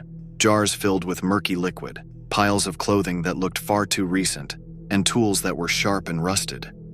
In the center of the room was a metal table, its surface scarred and stained. Chains hung from its edges, the metal glinting faintly in the dim light. Above the table, mounted on the ceiling, was another camera. Its red light was blinking. I froze, my breath caught in my throat. The camera was live. I turned slowly, my flashlight sweeping the room, half expecting someone to step out of the shadows. But I was alone, or at least I thought I was. I don't know how long I stood there staring at the table and the blinking red light. Time felt frozen, the air too thick to breathe. When I finally moved, it was like my body was acting on its own. I turned and ran, my footsteps splashing through the puddles as I made my way back down the corridor. The ladder creaked under my weight as I climbed, my hands slick with sweat and grime. When I reached the main floor of the warehouse, I didn't stop. I ran to my car, fumbling with the keys as my heart hammered in my chest. The engine roared to life and I sped out of the lot. The image of that room burned into my mind. After I escaped the warehouse, I told myself I wouldn't think about it anymore. I wouldn't talk about it, wouldn't tell anyone. And for a while I managed. I threw the tape in the trash, locked the memory away in a part of my mind I didn't want to visit, and tried to move on. But something about it lingered. I'd drive past the old industrial district on my way to work, and my eyes would drift toward the empty lot where the warehouse had been. Even though I hadn't been back, the images would flicker in my head. The dragging marks on the floor, the blinking red light, the table. I started having nightmares. I'd wake up drenched in sweat, hearing the faint creak of the ladder or the heavy scrape of metal against concrete. So a few weeks after they tore it down, I broke my promise to myself. I started looking for answers. It wasn't easy. The warehouse wasn't listed on any public records. The lot itself was registered under a company name, something generic like Northside Holdings LLC. I dug through old city plans, zoning records, anything that could give me a lead. The building had been part of an industrial expansion back in the 1950s, originally used by a steel company that went under in the 1980s. After that, the property changed hands half a dozen times before disappearing from public records entirely. The only concrete lead I found was a lawsuit filed in the late 1990s. It was buried in a stack of scanned court records, a wrongful termination case brought by a man who'd worked security at the warehouse. I wouldn't have thought twice about it if it weren't for the details. The man, a night guard, had claimed he'd been fired after reporting inappropriate activity to his supervisor. The lawsuit was dismissed, but one phrase stuck with me. Certain rooms should not be entered. It took weeks to track him down. I found him in a small house on the outskirts of town, a recluse who answered the door only after I told him I wasn't selling anything. His name was Harold, and he looked older than his years, his face lined, his hands trembling. At first, he didn't want to talk. He tried to brush me off, muttering something about how the past didn't matter. But when I mentioned the lawsuit, his expression changed. "You've been to that place, haven't you?" he asked, his voice low and trembling. I nodded. He let me inside, shutting the door quickly behind me. Harold had worked security at the warehouse for 6 years, starting in the late 90s. By then, the building was being used as a storage facility for an unnamed client. He described it as quiet, boring work at first, just walking the floor, keeping an eye on the occasional delivery. But then things started to change. It was subtle at first, he said. A new manager came in, started making changes, locked certain rooms, added more cameras, told us to stick to the main floor and leave everything else alone. He paused, his hands twisting in his lap. But it wasn't just the rooms. It was the deliveries. They started coming late at night, always unmarked vans. I wasn't supposed to ask questions, just sign the paperwork and let them unload. But the things they brought in... "What things?" I asked. Harold shook his head. I didn't open the crates. I didn't want to know. But the smell, it stayed with me, like something rotten, something dead.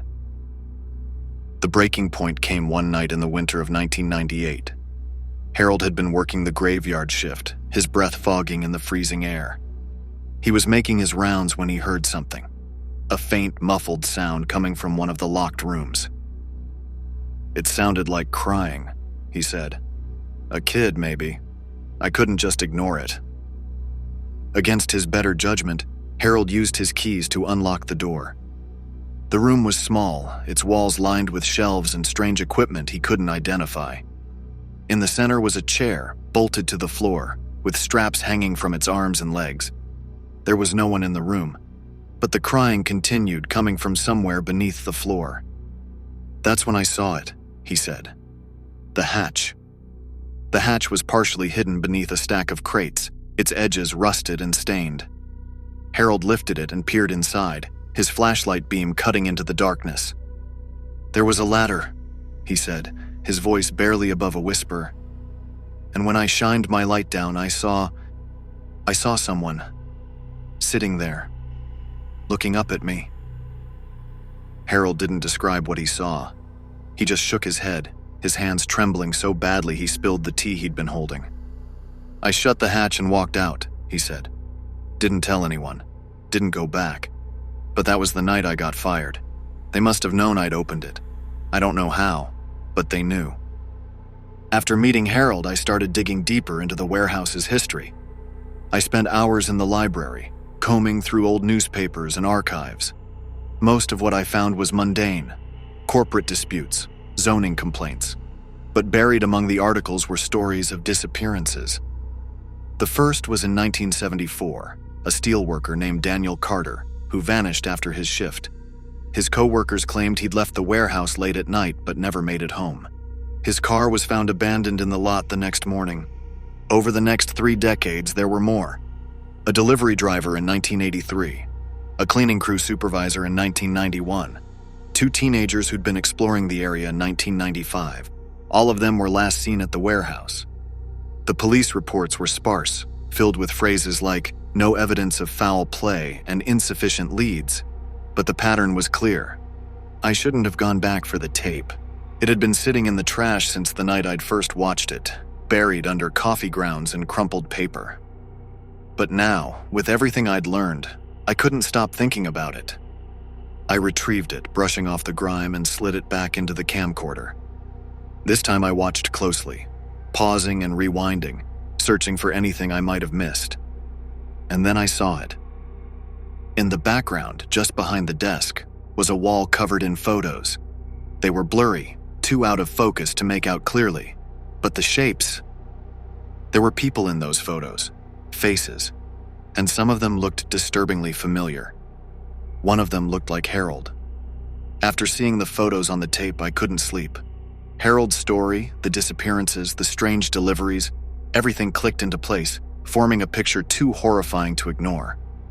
But the picture was incomplete. The faces on the wall haunted me.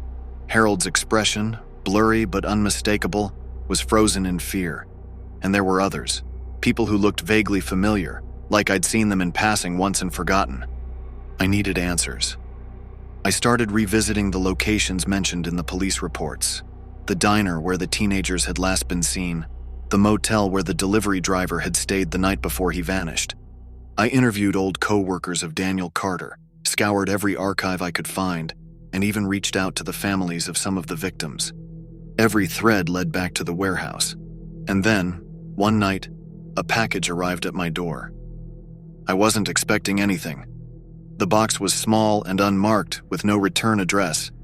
I almost didn't open it. Something about it felt wrong. Inside was a single videotape. There was no label, no explanation. Just the tape, sitting there like an accusation. I sat on the couch, staring at it for what felt like hours. My hands shook as I slid it into the camcorder and hit play. The screen flickered to life, showing a familiar scene, the warehouse office. But this time, the footage was clearer, more recent. The desk was empty, but the chair was occupied. It was me. My heart pounded as I watched myself on the screen. I was sitting in the chair, looking directly into the camera. My face was pale, my expression blank. I didn't remember this. I couldn't have been there. Then, slowly, I turned to look behind me. The camera panned, revealing the wall of photos I'd seen on the earlier tape. But this time, the photos were sharper, the faces clearer. I recognized all of them. Harold, the missing steelworker, the cleaning crew supervisor, the teenagers, and in the center of the wall, surrounded by all the others, was my own face. The screen cut to static. I don't remember deciding to go back. It felt less like a decision and more like an inevitability, like the warehouse had been calling me all along. The lot was empty when I arrived, the air thick with mist. The building was gone, replaced by an expanse of gravel and weeds.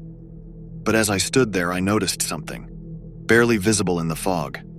A hatch. The hatch was identical to the one I'd seen in the warehouse, its edges rusted and worn. My hands trembled as I gripped the handle and pulled. The ladder descended into darkness, the same oppressive smell rising to meet me. I hesitated, but I couldn't stop myself. The basement was still there, untouched. The walls were damp and streaked with mold, the air thick and sour. I followed the corridor, my flashlight trembling. The doors were the same, their handles corroded, some still slightly ajar. When I reached the final room, I froze. The table was gone. The shelves were empty, but the camera remained, mounted on the ceiling.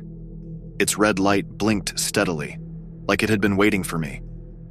I turned to leave, but something caught my eye, a reflection in a puddle on the floor. I wasn't alone. The figure was standing behind me, its face hidden in the shadows. I spun around, my flashlight beam cutting through the darkness, but the room was empty. Then the door slammed shut. I screamed, pounding on the metal, but it wouldn't budge. The walls felt closer now, the air thicker. The red light of the camera blinked rhythmically, as if mocking me. That's when I heard it. The faint hum of machinery, the whir of a motor coming to life.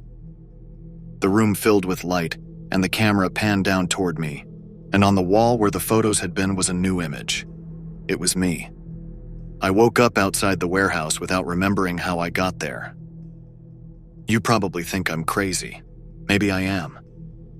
But if you're reading this, do one thing for me. Don't go looking for answers.